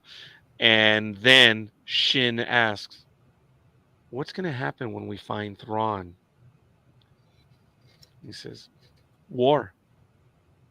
For others, a new beginning. And Shin's taking all that in, and she says, for us, power such as you've never dreamed of. Wow. That was good stuff. I did like that. What were your thoughts so far up until that point, men? Go ahead, Michael. No. I was actually reading something, and I was like, oh, and I just lost what Roger was talking about. You're not I'm paying so attention. bad. No, Okay. but this was something good that I found, and I'm thinking about posting it, but I haven't decided yet. But anyway, Okay, well, while Put you're in the working private on chat. that, we're up to the halfway point in the second episode. Yes. And it's like, I really want this to keep going. I mean, we have had cinematic scene after cinematic scene in this second episode. There was so much tight cinematography in the first episode. Now they're pulling back. We get a beautiful look at the reflex point. We get beautiful looks at Lethal. Both, this scene behind me and the panoramics of the city. We get this amazing reveal of what Sabine was looking at, was another galaxy. It's like you're trying to look at it, and when Sabine sees it, and you're seeing it the way Sabine sees it. Now we're seeing it the way that this I don't know her name, the Night Sister lady, sees it with the two whatever they are, and it's like, I'm like watching this, and I'm like, okay, this is Seth Green, right? Okay, all right. He's got a great eye. It was beautiful to watch. And the script is moving really good. And it's like, you mentioned Obi-Wan earlier, and it's like, okay, keep up the pace. Keep up the pace. Keep up. I'm just, at this point, I'm like, if they can keep going at this rate with this story, they'll really make up for some of the sins of Obi-Wan. I loved Obi-Wan, don't get me wrong, but it had pacing issues. Yes. And maybe that's why this has only got 8 episodes, because it moves so fast. And hopefully it will move fast. Yeah, and the thing is the way they're breaking them up too. Already we know that the next episode's only 34 minutes after 2 nearly 1 hour long minutes. Nearly 1 hour long episodes. Yeah, the first one was 56 minutes, and I believe it was 44 for the second. But if you consider commercials and stuff, that's the runtime for a 1 hour episode. Right, but it should be more around 45-ish. But unless if you go by some of the shows we used to watch when we were little, but it was 53 back in the early days. Yeah, we've got so much going on, and we've got so much progression in the story. They're not just stagnant here and exploring the characters. They're revealing the characters with the story. And it's like, they want us to know what this map is. And now we're getting the feeling we're going to be going to where this map leads soon. Yeah. But to get there, they have to do stuff. And the orders are send her to Corellia. So the Sith apprentice. This is the first time I'm like, okay, she's a Sith now. I stopped using the phrase Jedi Sith. And she had to go to Corellia. And then Tano arrives at Corellia. Syndulla and Bin Weaver are there. And the question comes up, hey, there's Imperials everywhere. At the end of World War II, ladies and gentlemen, and forgive me, This kind of actually happened in 2003 in the invasion of Iraq. The Baathists still remained in the portals of power. They were the workers. And the end of World War II, Patton famously didn't remove the members of the Nazi Party. They kept the lights on, they kept the power on, and amongst other things. And this was maybe a shades of reality that these people who worked for the empire are still here. And as a question is, well, wait a minute. Aren't they traitors? Who pays them? So, okay. Yeah, that is true. Who puts food on the table? But not everyone is that simple. Some people still believe in the lost cause. And I'm not talking Civil War lost cause. We're talking imperial lost cause. Did you notice how much the runes looked like Stonehenge? Oh, yes, in the titles. Yes. Did you guys catch that? I thought, okay, Elizabeth said, did you notice how much the runes look like Stonehenge? When the premiere and the end, when you see all the imagery, I was getting that Norse feeling. Did you get that, Michael? I would say that, yeah. So indirectly, Elizabeth, yes. Did you, Greg? I thought they looked like a runic version Runic, yeah. of the Star Wars alphabet that they use.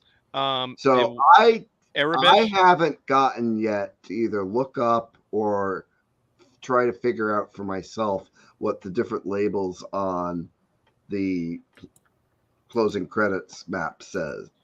But Okay. yeah. I am waiting for the fans to decipher that. They didn't just make that up and just put it out there. They're too deliberate. These guys are too sharp for that. Someone's going to be able to read that imagery. Some of the story is there. And I suspect it's somebody took the time to make a runic version of, I bet Alan can help me out with this one, what the alphabet that they use in Star Wars is called. Isn't it Arabish? Arabesh. A-U, Orabesh. That's depending on what part of the... it depends what part of the universe you're from, son, with your accent. Yeah, pretty much. Hey, I'm from Connecticut. We are notorious for having an unusual accent. I just, on the other hand, happen to get tired, and New York slips out, or Boston slips out. More Boston, I think, slips out for me. I've been in Maine much longer than I was in Connecticut at this point. Okay, yeah. Not counting the recent 3 years. Shh, we don't count those. Yeah. So they're talking that upon the fall of the empire, the assets were broken down and used for many other things. We're powering Republic warships now and stuff like that, or New Republic stuff. So or other, yes. And the mention of the loyalties, that's where he says, look, it's who's getting them. And then what about you? Well, my loyalty is to the investors. That was flat out telling them, yeah, he didn't lie to them. No. Who are the investors? Uh-huh. Yep. There's a saying that the most committed win, the most invested win. So I don't know if that was an alliteration to that or not, but there you go. I thought this exchange was a little interesting. Yes. One of the things that Lucas did, the prequel trilogy, very political, almost critically political of our own republic. And our republic stands to be criticized a lot. And I kind of thought this was a little interesting critical thing about political money and company money and which companies are loyal to which politicians, and I thought that was interesting. Oh, you know what? I think I know where my comment was. I think it was on one of my other ones. I'll have to check it out. Okay. I think it was over on Twitch. Someone sent me a comment. I haven't been able to get that one. So I'm going to have to look for it right now. Okay. Yeah, I can't figure out why I can't see the Twitch comments as they come up. We can't. Oh, we've actually for Twitch we can. It's Twitter we cannot. Oh, okay. Yeah. Oh, okay. And then of course Facebook is down right now, so go figure. After that, we have the repairs to Ren are complete, and that's where we see she has her wound, and then they're having a conversation. Look, the past is the past. You have to move forward. And he says the only time you are wasting is your own. That was really good stuff. The conversation that Ren had with the droid. I know I keep forgetting his name. And then we switch to the action scene. There you go, Greg. You're right in there. It's like they're like, well, where's that hyperdrive system going, or that generator? And it's classified. Yeah, but I have clearance for that. I'm a general. You know, I have clearance. But does she have need to know? Yeah. In this case, yes, she's got need to know. Yeah, she clearly had to know right you there. know, having a clearance doesn't automatically give you access to information. Yep, as we know. And then it turned into one big action scene. But right before that, a droid said, oh, yeah, there are things that are out of the ordinary. Just had one of those assassin droids. So they're like, what? And you didn't report that? Well, he had the proper code, so I deferred to him. That was funny. That was funny. Those are, Greg, in the military, Elizabeth, right? If someone presents the proper stuff, you just follow orders, right? That was kind of funny. Even in contracting for those people. Yes, that's right. Yes. So we get a wonderful action scene, which was a little bit out of the Mandalorian when that Imperial shuttle is trying to lift off the planet. It was kind of similar, but it was still good. I like that we see some atmospheric combat. Syndulla was boom on the spot, flying after him or them. And it was really good. And that's where we see Chopper at his best. It was really good stuff. And as a shipyard guy, I gotta say, I love seeing Corellia again. It was one of my favorite sequences in Solo when we got to see ships getting built. Now you're seeing skeletons of Star Destroyers all around. And we saw it in the daylight this time. In the daylight, wider shots, and you actually got to see, components in grander scale. Yes. And being someone who's been in shipbuilding, a good chunk of my career, I love that. Well, let me throw this out to you. Do you think they might have used the same CGI models from Solo and just enhanced them for this? Sure. So they had not? something to start with? It's their IP. Of course they could have. Yeah, well, I'm just thinking, I mean, that might be how they decided, we can just go from what we've got, save us some money, and we can actually show it in the daylight so we don't have to try to hide stuff in the darkness that they might have had to do before. Yeah, no, it's entirely possible. And they may even have had sharing back and forth with the video game company that produced the last couple of video games, because I think part of those took place on Corellia. Yeah, that's very or in a shipyard. So, of course they could have.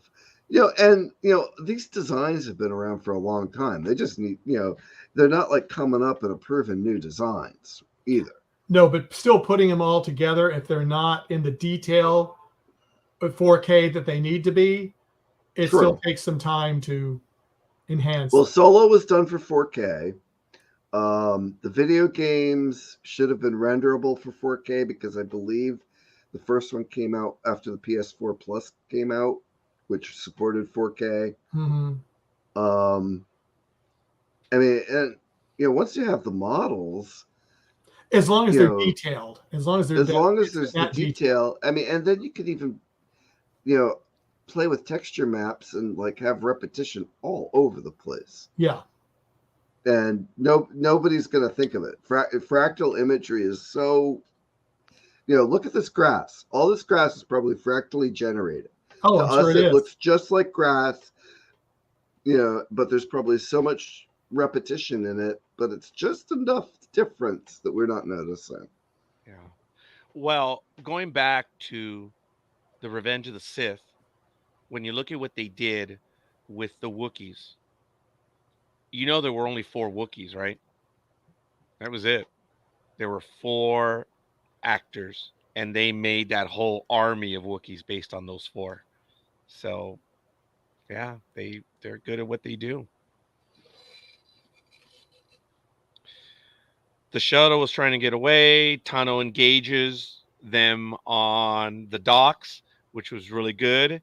And Chopper, as I say, has that baseball arm, shot it over when Syndulla said, now, got it, made the attachment, and they were able to track it. And what an engagement with Tano with them. Now, there's a new character there, which was not mentioned. At first, I'm like, wait a minute, is that Balin? No, this guy's thin. He's wearing armor. And he had is it the Inquisitors type of lightsaber? Yeah. They don't mention who that character is. But it was not a robot, right? It was a human being. Yeah. Now, and now, over here on the side, I'm like flipping through, and you can tell definitely this one's red and the other ones aren't. Okay. Thank you, Alan, for pointing that out to me. That's brain's going. Yeah. Yeah, that one I took for being red. I didn't see the other one being orange. I did not catch that. It was so well done. It's one is like a bonehead. So it was good. That battle was well done. Now, what I didn't get was when they're boarding the shuttle, while they're picking up to get away, the lightsaber's coming back to the Inquisitor. Yes. Ahsoka moved like just a little bit. I'm like, why the hell did you try to catch it? Say, it's mine now, you little punk. But I didn't understand. So I had a major quibble. Maybe with a that. respect thing. You don't take another fighter's sword. I don't know. Oh, then that means I'm a hood lightsaber guy. If I have a chance to take the lightsaber, I'm going to do it. So, hell yeah. As a matter of fact, I'll break his lightsaber. Say, nah. Go find yourself another one. Sorry. Yeah. So, Ren returns home. She pulls out her armor, and that's when you see she's got the blade and she's thinking about it. And I knew exactly what it was when she's, the cutscene where you cannot see what's about to happen. I'm like, oh, she's cutting her hair. And let me tell you, when you see her in full uniform and her hair cut, I was like, oh my God, that is Sabine right there. I don't know what your thoughts were, gentlemen, but I was like, that's a spitting image of the character. What did you guys think? Yeah, I would say so. And I mean, they've really cast this well. I'm just going to say that right now. I mean, it's some is from other shows that that they continued their character, but the new people, I mean, I think they've cast them well. Yes, I'm happy with what I'm seeing. So, Sabine is in full uniform, and she says, "I'm ready." It's like that goes back to the conversation that Syndulla and Ahsoka had. So she's not ready. How do you quantify that? I was like, I like that, man. That was really good. It's like, how do you qualify not being ready? So, you know when you know. That's the answer that Ahsoka gave her. I'm paraphrasing, but it was still good. I get that. You know when you know. And you can't quantify it per se. Ren visits the monument that they dedicated at the very beginning of the first episode, and that's when we see a close in of the characters. And there was a tiny bit of a pullback, and you see all of them. You even see Sabine there, and it was good. It was halfway to the character that we see to the character that was in Rebels. It was good stuff. I like it. Michael, would you say that was abstract art? Oh, golly, we're talking about our other guest we had on. Aren't we? Sorry, folks. That was an Easter egg on someone. I missed that. That was an one. NDB I wanted to Media watch Easter that egg. one. Actually, that is an NDB Media Oh, Easter egg. oh, It and is. by the way, he says hi, Roger. Really? Yeah. Yeah. We had a blast with the artist. The artist had no idea what was going to happen. It was a great interview. Greg, I'm telling you, man, if you're free, you've got to join us for some of these, man. If I can, I will. Yeah. The guest just makes it. And his dad is his biggest fan, but I think the dad knows that he's got some other fans out here also. So it was good. So, nice haircut. You know, she said it is more me. And then they're talking about where they have to go. They get a report from the tracking, the DENAB system, or no, the DENAB system, I believe it is. And oh, sorry, no, not at all. And they're going to go to the Cetos planet. And then we go to the planet, and the first they're like, "That is a big hyperdrive gate." Yeah, it's huge, man. It's big. Size does matter, apparently. So it was immense. But is it going to be like a Stargate, or is it actually going to be like something that they can ferry a vehicle through with? I thought it was just like episodes 2 and 3, where the Jedi starfighters would have. Yes, that's what I thought it was going to be like. But so what I don't ship know. Is that going to lock onto? Reflex or is it point. going to look like a warp ring from a Vulcan ship? Okay, is it a warp ring?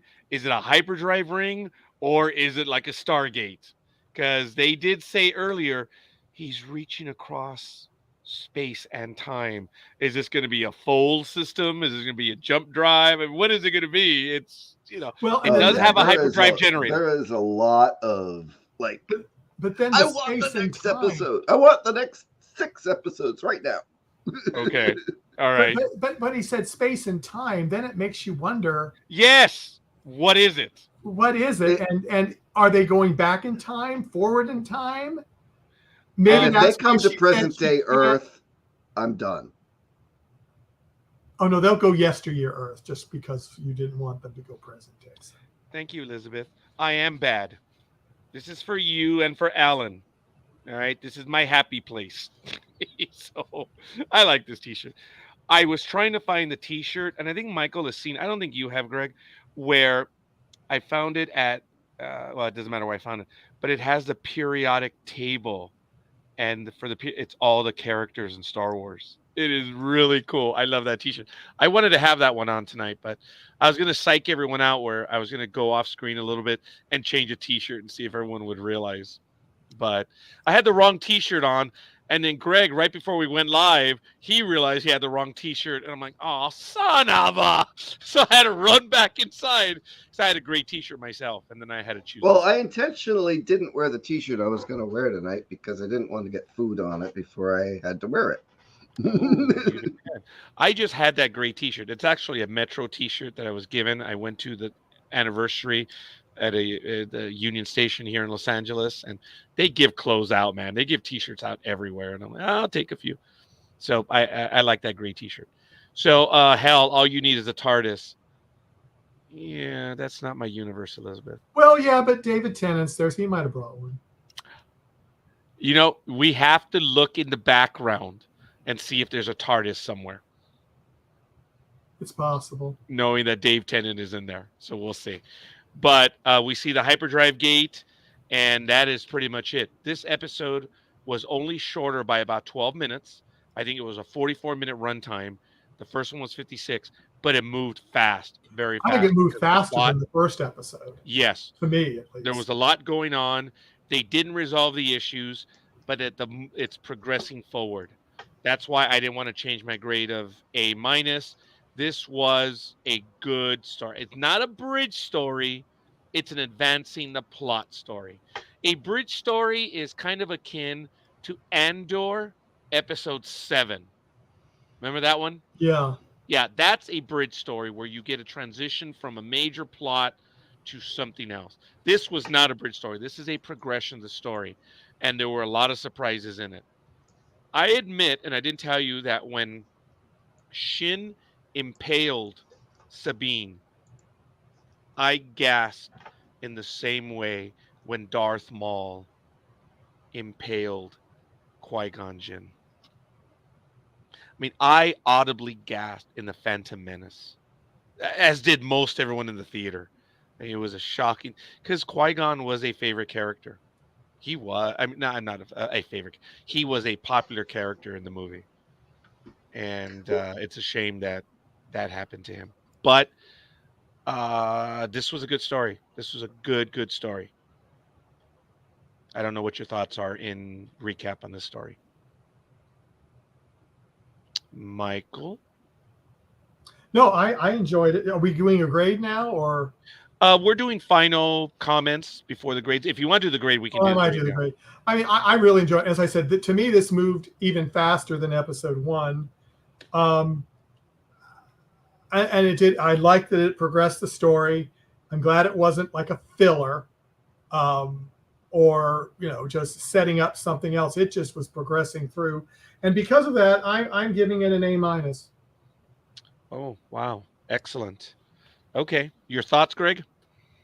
Oh, this, it was cinematic, like we've already said, they're moving the story, they're doing character development with the story. Um, any of the critical thoughts I had, maybe somebody else was whispering them in their ear about some of the other series. Pacing was good. It actually, like you said, it picked up in pace. They didn't just dump all the CG and ships into the first episode, or we got to see more ships, more CG, more locations fleshed out in CG. We had the adventure, we had the mystery, we had the reveal of the map, and that it's actually a gate of, there's a way to get to this other universe, and that Thrawn and Ezra may actually be there. We've got just so much going on here, and the reveal of another antagonist, and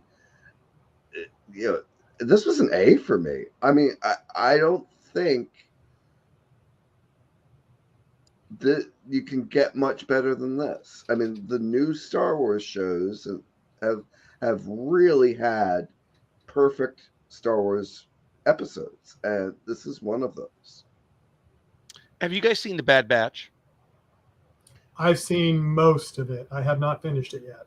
Half a dozen episodes. I have trouble sticking with it. Okay. It's not for everyone. And I was just curious because we haven't really mentioned them other than a tangential comment. I was thinking about Elizabeth. I was about to say, I bet you it's going to be in the A range. And not that you're predictable. So I agree. It definitely helped progress the story. I came up to an A-. Sorry, I'm back to my A's. That was funny. I wanted to say that before you gave it to us. An A-. Look, I had already written my score on this one. Alan, if you're still with us, I know it's late, but if you have a score to give us, that would be awesome. He does write them down. Oh, yeah. Yeah, there. Look at the very top of my notes. And here's episode 1. There they are. I keep them. Not to throw at anyone's faces, folks. It's just we come back to it, and because sometimes what did I give them as this? And I have it right here. So, he did say he was at work. He might be busy. Yeah. He was here 16 minutes ago. Yeah. Folks, I still have the issue, the whole concept with the map. It's just, I'm still going to have that issue. Would you rather than have a GPS? You maybe miss. That's funny, Michael. I'll have to grant you that. That is funny. But to let the audience know, The Force Awakens, you had a map to find Luke Skywalker. Cut it out. That's the whole. But he had the map already. Here we got to see her find the map. Yeah. And they got to figure out how to view the map. Okay. It is such a lame thing when you do that. I don't want to relitigate what I said for the first episode. Okay. And then you had that blade in The Rise of Skywalker.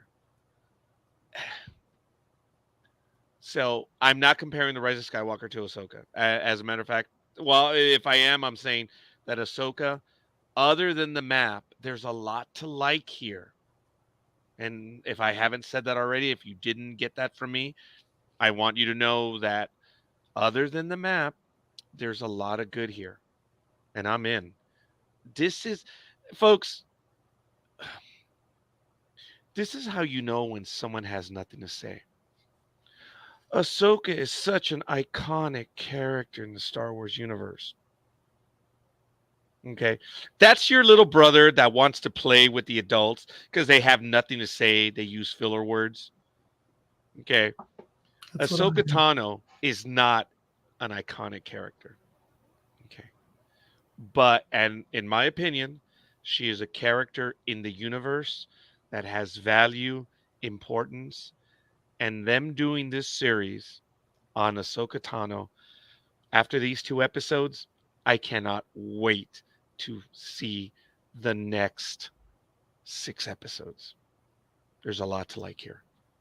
Like I said, I told Michael, and I don't know what Michael was thinking, but I said, Michael, when they said the map, I said to myself, oh man, I'm committed to the rest of the season.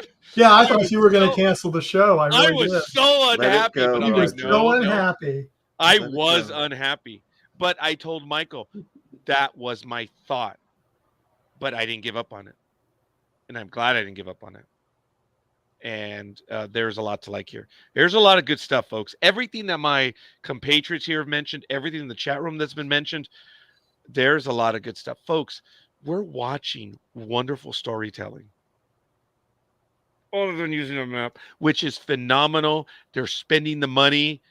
Greg, I'm not going to let it go. I'm not. Indiana Jones. How many times did they use a map in Indiana Jones? Because it didn't have a GPS then.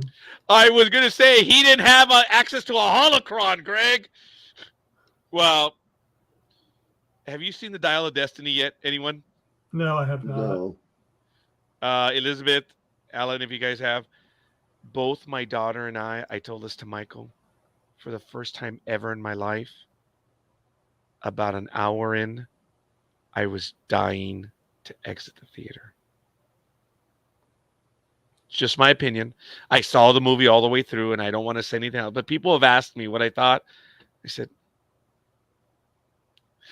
yes. And Elizabeth, if I didn't say this, I'm sorry. She has depth, multiple layers. What they've done to this character, that's why I'm saying to call her iconic, it's actually immature. You don't know. There is more to this character. I am not prepared to call Ahsoka Tano a legendary character, but folks, for someone that did not appear in the movies, Ahsoka Tano is awesome. And we may think of her as legendary after she is fleshed out all the way in this show. I'm not willing to use that phrase right now because in sports, when someone future Hall of Famer, I'm like, oh, where's Easton? Oh my God, where's Easton? You know that joke, right, Greg? When I say where's Easton? Yeah. Okay, folks. For those of you that saw The Walking Dead, remember Lucille from Negan? Lucille? Well, Roger does not have Lucille.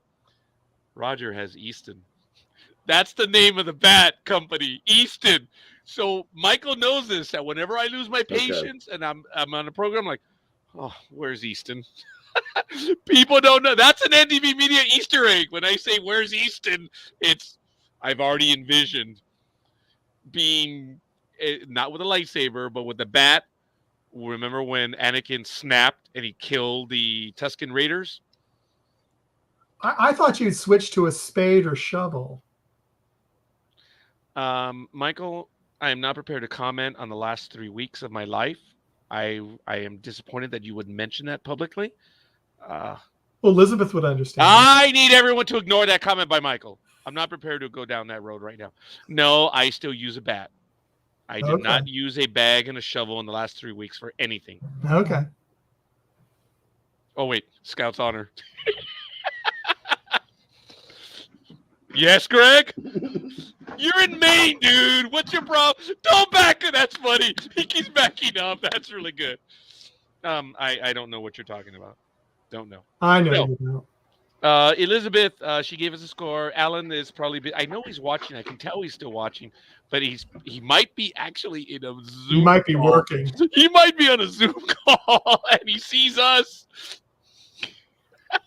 So we're not going to be able. Hopefully, he'll be able to comment later on, and we'll see what's going to happen. But folks, I do want to give some announcements at this point. We will be on next week on Thursday, so we're going to do this for the run. We're starting Saturday on September 9th, Star Trek Lower Decks.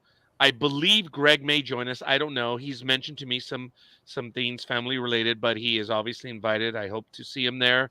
Aaron will be joining us. It's going to be a 10-episode run. I'm sorry, who? Aaron will be joining us for Lower Decks. Yeah.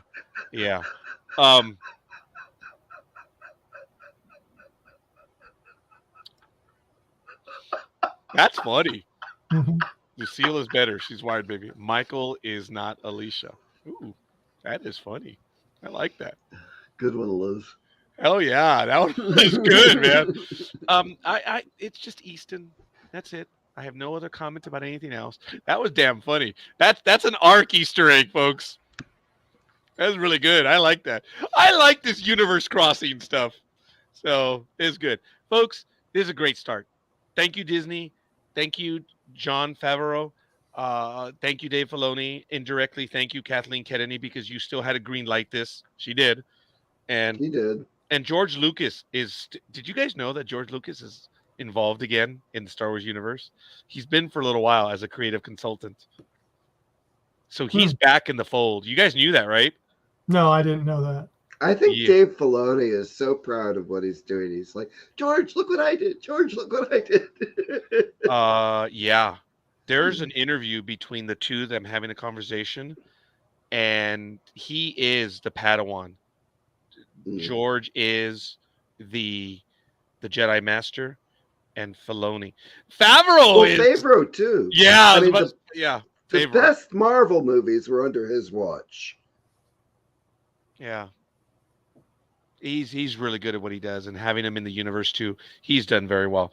I also like that he was involved in The Mandalorian. He directed several episodes. Yep. Taika Waititi, I think it is. I'm probably butchering his name. Oh, and what's her face? Bryce Dallas Howard's Richie Cunningham's daughter. I know that's lame. Howard's daughter. Okay. Yeah. I think it's Bryce Dallas Howard. She's also an actress. She's really good too, as a director. I really like what they did on The Mandalorian was awesome. Season 1 and no nepotism there. I'm sorry. No nepotism there. No, none at all. Mm-mm. No, I'd have to agree. All right. I heard he was. Yes, George is spending time with them. He is aboard as a creative consultant. I've noticed in some of the episodes, it has George Lucas listed as a creative consultant, meaning he's on the payroll. And that was smart. I'm glad they brought him back. And it's really good. So I think we did very well. It was a good start, and I'm really happy. I'm looking forward to it. Now, we do have confirmed guests already for September 11th, correct, Michael? Who is our guest? Our September 11th guest is Mercedes De La Cruz, is joining us for her 4th visit to Greg, dude, you got to be there, man. I will make an effort because I need to apologize to Mercedes in person, so I will be there. He was bad. Not bad, just a little blushed. You know what? I'm sure she's used to it. And you know what, though? It's just we were all blown away by her because she came to play with us before her interview. She showed up the day before, which was awesome, and just blew us away. I know she could play with us, but we have this reverence for her, which is, Michael, it's just this incredible reverence because for those that know and don't know, and I may have told you this, Greg, she sold us to many of the cast members. Oh yeah, I'm not going to say that they said no. Very cool. But there were no responses and some people just said no or whatever, and they turned. And we know Miss Dela Cruz said, "You guys are missing out." And that's the most humbling thing for someone to say that. She basically told her peers, "You guys are missing out, man. You should go and spend time with these guys." And it's been fun. So anytime anyone wants to join us, and I thank you for that, Elizabeth. Let me tell you, folks, Greg and I, or Michael and I, we're frightened when there's no one in the chat room. Having people in the chat room makes the program, because the guest is looking at the comments too, and it makes everything go. Elizabeth, you do mean a great deal to us. You're always here commenting. Ellen, first time, thank you. Love your comments, man. It helps us, and your comments guide us in other directions too. So I am talking quite a bit.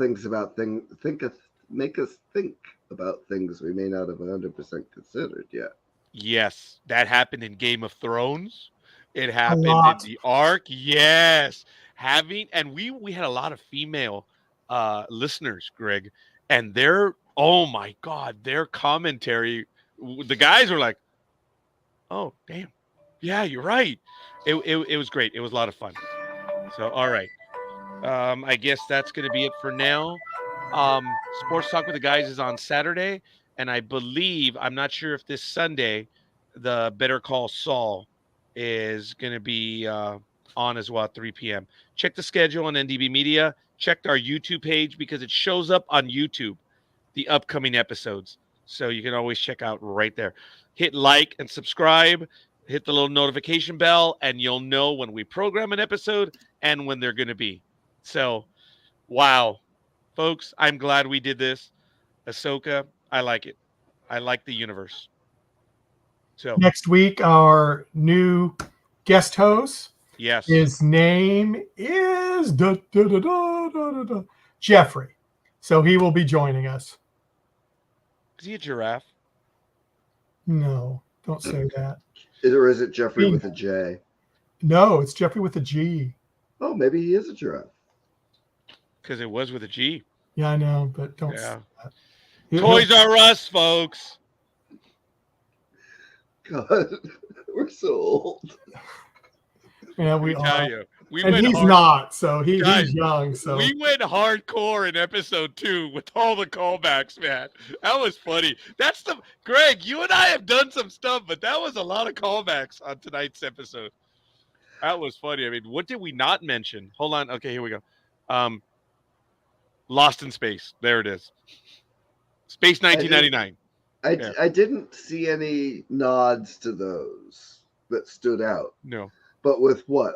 You said there was 111 Easter eggs? I believe so. There are videos that are on. There was, I think it was 111 or 113 that they found. How did these people have the time? No comment. Okay. Yeah, dude. I mean, granted it came out Tuesday, and I've got some family stuff going on, so I only got one watch through both. Well, they had an extra 24 hours than they would have. So. Well, that's another reason why we did this and we kept it on Thursday, because Michael was like, "It debuts on Wednesday, Roger. You ain't moving Wednesday." I'm like, excuse me? Oh, I think we should keep it on Thursday. Well, look, Mike, I'm not doing it. Okay, we're keeping it on Thursday. Well, I mean, we're spoiler heavy here. And and a lot of people hadn't watched Strange New Worlds yet, so they didn't watch this live, and they weren't in the chat room. And folks, we did realize that. Obviously, we could tell by the numbers, and it warmed our hearts. The numbers long term, Greg, I think you've seen them too, across the network. People were watching it after the fact, so that's we weren't giving them enough time to watch the episode. Right. One of the reasons we're switching Lower Deck to Saturday evening for us. Yeah. And it looks like the Ark will remain on Sunday. Now, the one that we're not going to move is House of the Dragon. And they are on course to be on in 2024. Hopefully they turn the lights on. Yeah, no kidding. They don't want you to see things. No kidding. It was dark. It was more ways than one, yes. Yeah, it was. All right. Well, we're good. Okay. Oh, this is so funny. I got a text message from my daughter at 6:06 p.m. We were live for about 5 minutes. Mom made spaghetti.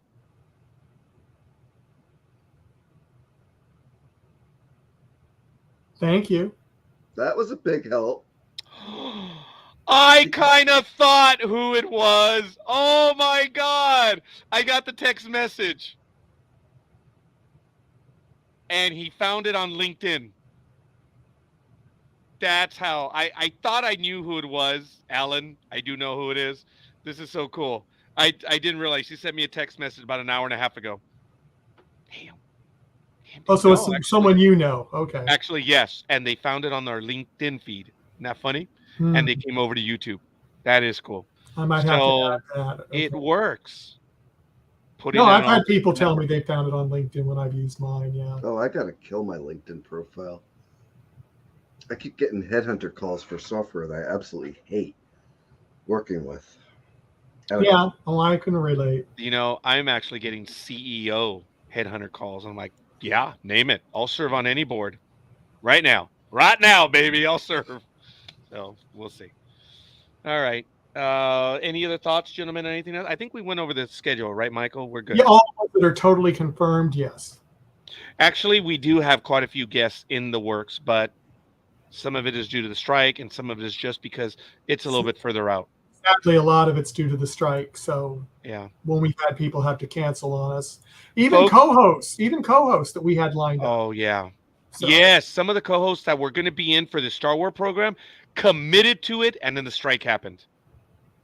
So I don't want to mention their names because it's not fair to them. No. But we could have, Greg, we might have had 5 or 6. Yeah. 6 people on this program. Isn't that crazy? They want to do AHSOKA, and they're hurt that they cannot because they're SAG members. So I do want to share a quick story with everyone. We'll never tell who it is, but Michael reached out to an A-list actor, wink, wink, an A-list actor, and the manager did respond to us. They politely said no to us, but they said it, you know, it's, I don't think they said it was due to the strike. No, they did. Okay. Oh, wow. Then they did. Michael already followed up and said, well, hopefully when the strike is over, we could make some time. So you heard it here, folks. I mean, this is I'm going to leave it at actor because it's unfair, but the manager did contact us. And I told Michael, that's crazy. They actually told us no. The opportunities that we get when they tell us no, it's like 1 out of every 20, right, Michael? 18 don't respond. 18 don't respond. 1 does. 1 does, and they think about it. And some commit. The other one is a blatant no. Yeah. And do you know what is really cool? The managers give us codes where they'll say, hey, you know what? Not at this time. Those are the real ones because a lot of them have changed, right, Michael? Mm-hmm. They do come back later. It is cool when they tell us, you know what, at this time, this project is going on from here. Some of us actually even give us timelines, man. They say, come back then. Yeah, I've had that. But that's crazy. Yeah. Still waiting for that. Well, a lot of it's also promoting. Like with the ARC, I mean, you got really lucky because you got somebody who was used to low to no budget promoting. Yeah, look, having Ryan join us was a coup. He was fun. And then Dean Devlin himself gave us the blessing on the second interview. And when everyone saw that Dean Devlin was on, the floodgates began to open. But it was Mercedes de la Cruz. Have no illusion, folks. Have no illusion. A lot of the interviews. Don't look at my pink cheeks. No, that's cool. She's a good person. He's turned red. Look, he's red. Yeah, I noticed. Where's he got a filter on? You know what though? No. I don't think any of us ever blushed when she was on. Did she tell us stories where we would blush? Yes, but we didn't. That's funny, Greg, because it was different. She was absolutely awesome. Sorry, I didn't mean to say that. I blush easy. Yeah. No, hey, it's all good. And sometimes it's more embarrassment than anything else. Because I know what I'm thinking. Thank you, Alan. Appreciate that.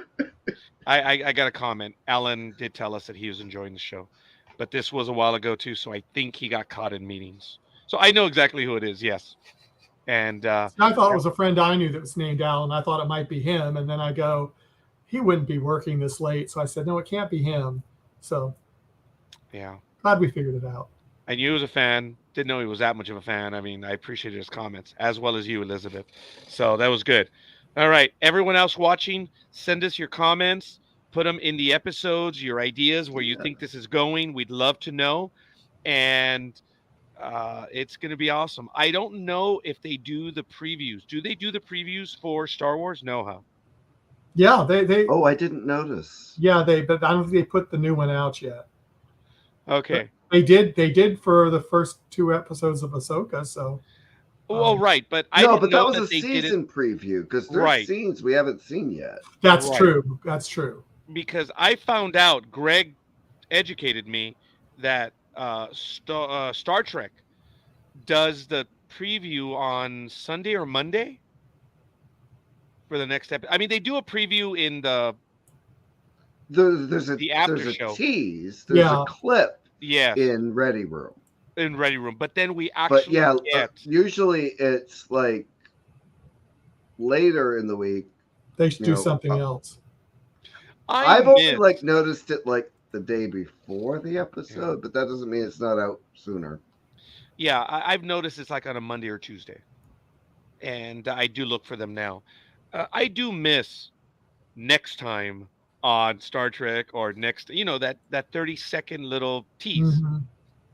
See, I love being surprised. I used to miss it, but the more I thought about it, it's like I really love being surprised. If it's something I want to enjoy or from something I expect to enjoy, I'd much rather be surprised.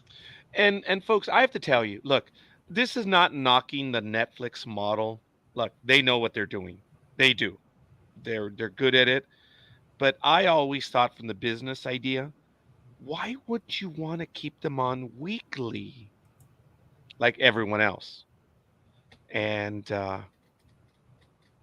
that is really cool. That I know, Greg, you said a moment ago, you want to see all of them right now. I'm like, I don't know, man, because this way we get a chance to talk about it. And true. Yeah. True. And you really can't do that on a show that binges. No. You have to wait till you binge it all and then talk about the whole thing, and that's quite a bit. Yeah, because I just finally watched the 3rd season of The Boys, but I did it in 2 nights, and it's like, how can I talk about 4 hours of TV? Now, I mean, it takes us, 2.5 hours to talk about 1 hour of TV, and yeah, and now we did 2.5 hours of 2 episodes today. Yeah. But if you guys noticed, it took us an hour and a half to do episode 1. There was a lot there. And then episode because we're getting 2. introduced to everything. Yeah. Episode 2 moved a lot more. Excuse me. And we were so excited about it too. At least I was. Yeah. I was, and I'm glad we arrived. Now, there's another program that that Michael and I are fans of, and I believe we have a debut date. I don't think we're going to be doing a weekly show on it, but Michael and I have, and I want to thank him for it. When does Upload on Amazon? It's mid-October. Mid-October. I can't remember the exact date, but it's mid-October, and I was so excited to see that. Do you guys have Amazon? Do you, Greg? Do you have Amazon? I do. Check out the first 2 episodes of Upload. The first 2 seasons, yeah. You'll just check the first 2 episodes. Yeah, first 2 episodes per season. You'll know if you like it or not. Yes. Okay. And we've already had a guest from Upload. 2. And Mike. 2. Oh, that's right. But Michael and I were talking about this before, and the guest that we got, I told Michael, I said, if we're going to get anyone, we're going to get this person.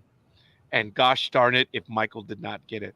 And was that the guest that told us that he was uncertain about doing it? And his mom said, "Oh no, you're doing this episode." And it turned out to be a blast. Because it was his first interview ever. On anything. And he'd done other things. No one's interviewed him. But we did. So he'd had it was an I mean, he's a young kid. Well, he's almost legally an adult now, but he's a young kid, and he didn't know. He was like, no way. But his mom said, no, you're doing this you're doing this interview, and we are eternally grateful to her. We had a Oh, blast. awesome. It was fun. He was fun, man. And that's the one where his classmates showed up, right? In the chat room, yeah. Oh my God, that was awesome. Yes. Oh, it was so fun. They were following him. They showed up, and they had their own game going, Greg. And Michael, We was so didn't know what fun. they were talking about. it was Yeah. awesome because they were making him blush. Oh, he did more than you. Yes, Greg, it was awesome. They were punking him, and Greg and Michael and I were like, okay, there's undercurrent here. We're not gonna mess it up. It was part of the episode, and we Oh, kind of that's so needled fun. him a little bit. We kind of had an idea what it was, but he wasn't talking, and in the chat room they weren't talking either. It was cool. It was fun, and I think he's gonna return. And if he's in season 3, he'll be back with us too. And you know who else was on, Greg, is from the show with Sculler and Muldy, the Cigarette Man. Oh, really? And he's in Upload too. Yeah, he was on Upload. I forget He was his a name. major, in my opinion. He was one of them, just right below the major characters because he was in He's a lot a good of character episodes. actor. I've He like is. seen He him is. show up in a few different things. He's a really good character actor. He was incredibly genteel with us, and he was into the story too. He's committed to his roles. Oh, awesome. And it's nice because you get some people that just it was a job, dude, and that was it. And it was cool. But yeah, we're all over the place, folks. We are way over. This was a lot of fun. I thank once again Michael. I thank once again Darth Greg. And this is my role. I'm Palpatine. I've been for the longest time. When I had Sprint, you were able to program your name, right? And I, as a lark, I'm like, oh, I can do that? So to screw with people, I put Palpatine.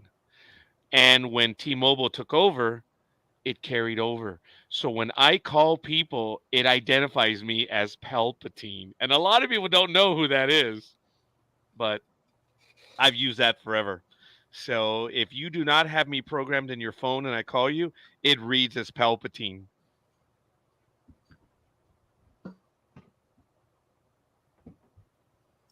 It's cool. There's something red behind me, and I can't figure out what it is.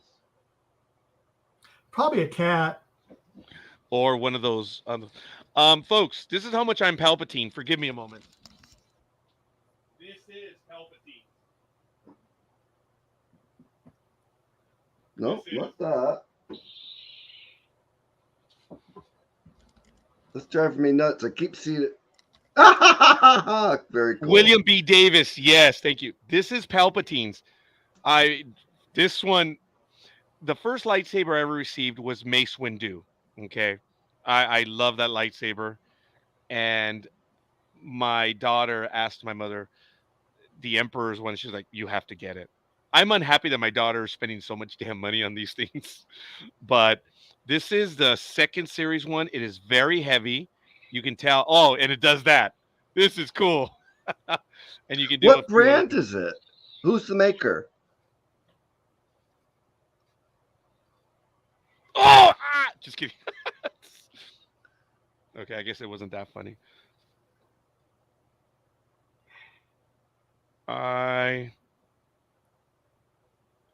It's 2020. It says Hasbro SA. I was gonna say, yeah. Yeah. I may not be able to see it because it's dark right now, and I'm destroying my desk and everything. Because it actually looks flat in profile when you turn it. Oh no, it's the blade. It is. It's the circular blade. I can see. Yeah. Okay, it's circular, but it does look flat. It looks square, rectangular. Well, I don't have in-depth stuff, but yeah, this one is. So it's cool. The camera's doing. Yeah. See. Wow, that looks really good on camera. This thing, when you can do this, like you're trying to cut through something, you see it yellow at the very top, and then it also has this. when you make contact with someone. It's really cool. And then when you flick it, it's like you're being shot at. See that flash? That is cool, dude. That is neat. I'm really happy. And then Michael looks like he's holding his lightsaber off to the right here. Oh, I'm sorry, that's Ahsoka. But Yeah, this I is was halfway through friend. tonight before I realized that that's a pre-production photo. yeah. Well, Oh, yeah. that's right. Yeah, That's funny. It's a it toy is. one. But this one is awesome. It's very heavy, and it's also where you can have it as a cosplay one. But we have like 4 or 5 lightsabers. No, we have about 8. I'll have to show the other lightsabers as we move forward. But this is Palpatine's. This one is awesome. I gotta admit, it's really very heavy. It weighs about 2-3 pounds. It's heavy, and it's really cool. It is one of my Although it's favorites. gorgeous lit up on camera. Oh yeah, it's yeah, and then that hue, it does. I have Mace Windu's, we have Luke Skywalker's, we have one Darth Maul. We don't have a Darth Plagueis, but we have the one where it's the blades open. Okay, I'll have to get that one right now, and then I'm done. Sorry, folks. I have all these people I've got to call back now, and it's going to be so late for them. Well, can't Roger end the show? Well, he's talking, and we still have viewers. That's what's getting me. Hi, everybody. They're not 9 more saying minutes. I can anything, say but we've got live viewers. if we make it that long. Oh, there it is. Look at that. It's Well, I know. It's just like, and I think they might want to look at Roger's collection, so I'm just letting it stay. That is neat. Ooh. But Now, this who one is wielded also that one? where you can remove He can't the hear you. He doesn't have his and you headset can on. carry the hilt with you. But this one is awesome, man. I forget who this belongs to, but this is what you can do with it. It's like you're cutting through something, and then look, I think it's changing color. Is it? Oh no, hold on.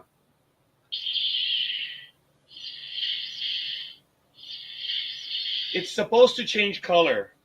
No, it's changing to yellow, looks like, kind of, to me. But he can't hear me. It's So. not doing it right now. I think the batteries are low, and I apologize. But this one is cool, man. And I forget that's which odd. Darth. This is not a Jedi lightsaber. This is a Sith lightsaber. And right now, I was looking at the ones that I have. I have another 7 lightsabers, man. So I'm going to do one every week. I'll have to find out who this one belongs to. But this one is really cool. Excuse my knee. I'm wearing shorts. Actually, I'm watching Roger, and I forget to check to make sure what's visible or not. okay, Greg. Remember one time I did the same thing? We were in an episode, and I did something similar, and I was like, "Oh, damn!" Oh no! When I was in my bedroom, I know I did that once or twice. And embarrassingly enough, you could clearly see I was wearing shorts as well because it was hot. So. Well, yeah. we had one guest on one of the shows that their pants were falling down. Oh, that's funny. I don't recall Who that was one. that? Was that Frank? Oh, that was Frank. Yeah, that was funny. Yeah, that was funny. But this is a cool lightsaber. I'm gonna change the batteries on all of them. That is But very a lot of cool. these are cosplay ones. Where, as I said, you can remove. I do have a black saber. I do have it. I have a Darth Maul one. I have Mace Windu's. You've seen the Emperor's one. I have Luke, and I think I have Obi-Wan's as well. So. Yeah, I saw a gorgeous reproduction of Qui-Gon's that I was doing over, and it was one with the removable blade. Oh yeah. And you could get the 2 different types of blades, and I'm like, well, I don't know which is which. I didn't want to spend a ton, but I knew the ton would be better. But there's even inscriptions on there, which is really neat. And on this one, you can remove the blade, and the crystal is in there. That is cool. Yeah, this is a crazy lightsaber. But this one is a lot lighter compared to the Emperor's. So when we used to have birthday parties for my daughters, we had those lightsabers like that's in Michael's image right there. And the kids during the birthday party, we would we'd whip out the lightsabers and the kids would go at it. And I obviously was the baddie. I didn't know this, Greg, but every time the kids would go after me, I used the Sidious thing. My blade was always out in front. I was like, back off. I was not a Jedi. Defensive. I am my Jedi, my blade use, it is Sith. I do. I have my lightsaber out forward. I'm like, ooh. Yeah, So that was like the only clue in The Force Awakens that yes, Rey was Palpatine. Yes, for Rey. I had commented about that after seeing the movie. I guess you guys said something when I wasn't here. Flash me anytime, Greg. There it is. Ooh. Yeah, what is that? Oh, I see it. I see it. Oh, Greg, stop. Okay, stop right now. If you can envision. Okay, well, you moved. It's when you turn your chair. It's like, okay, there it is. There it is again. It looks like the cap of a WD-40 can, but I don't have one back here. There it is again. Now it's gone. It's when you put something and you're blocking something out for the background. Nope, to your left. About right there. Yeah. Right oh there. My God, it's almost like you're touching it. Yeah. Oh, it's a red cup. Yeah, that's what it is. You commie. That's all I had. Well, it's a solo cup, so it makes sense. Oh, that was smooth. A solo cup. That was good. Actually, you guys know that I have a T-shirt, right? Han shot first. Yes. Yeah, I've got that one too. I've got quite a few Star Wars. This is one of my Lego ones. That one is cool. Yeah. The Imperial Fleet. I Hey, stand up. Elizabeth, look, he flashed you. Did you see that? Yeah, he did. No, right there, he flashed you. There. The shirt. Well, no. You were up a little further, so you showed us your chest. That's why I said, Elizabeth, he flashed you. That was a funny look. Oh, that's white.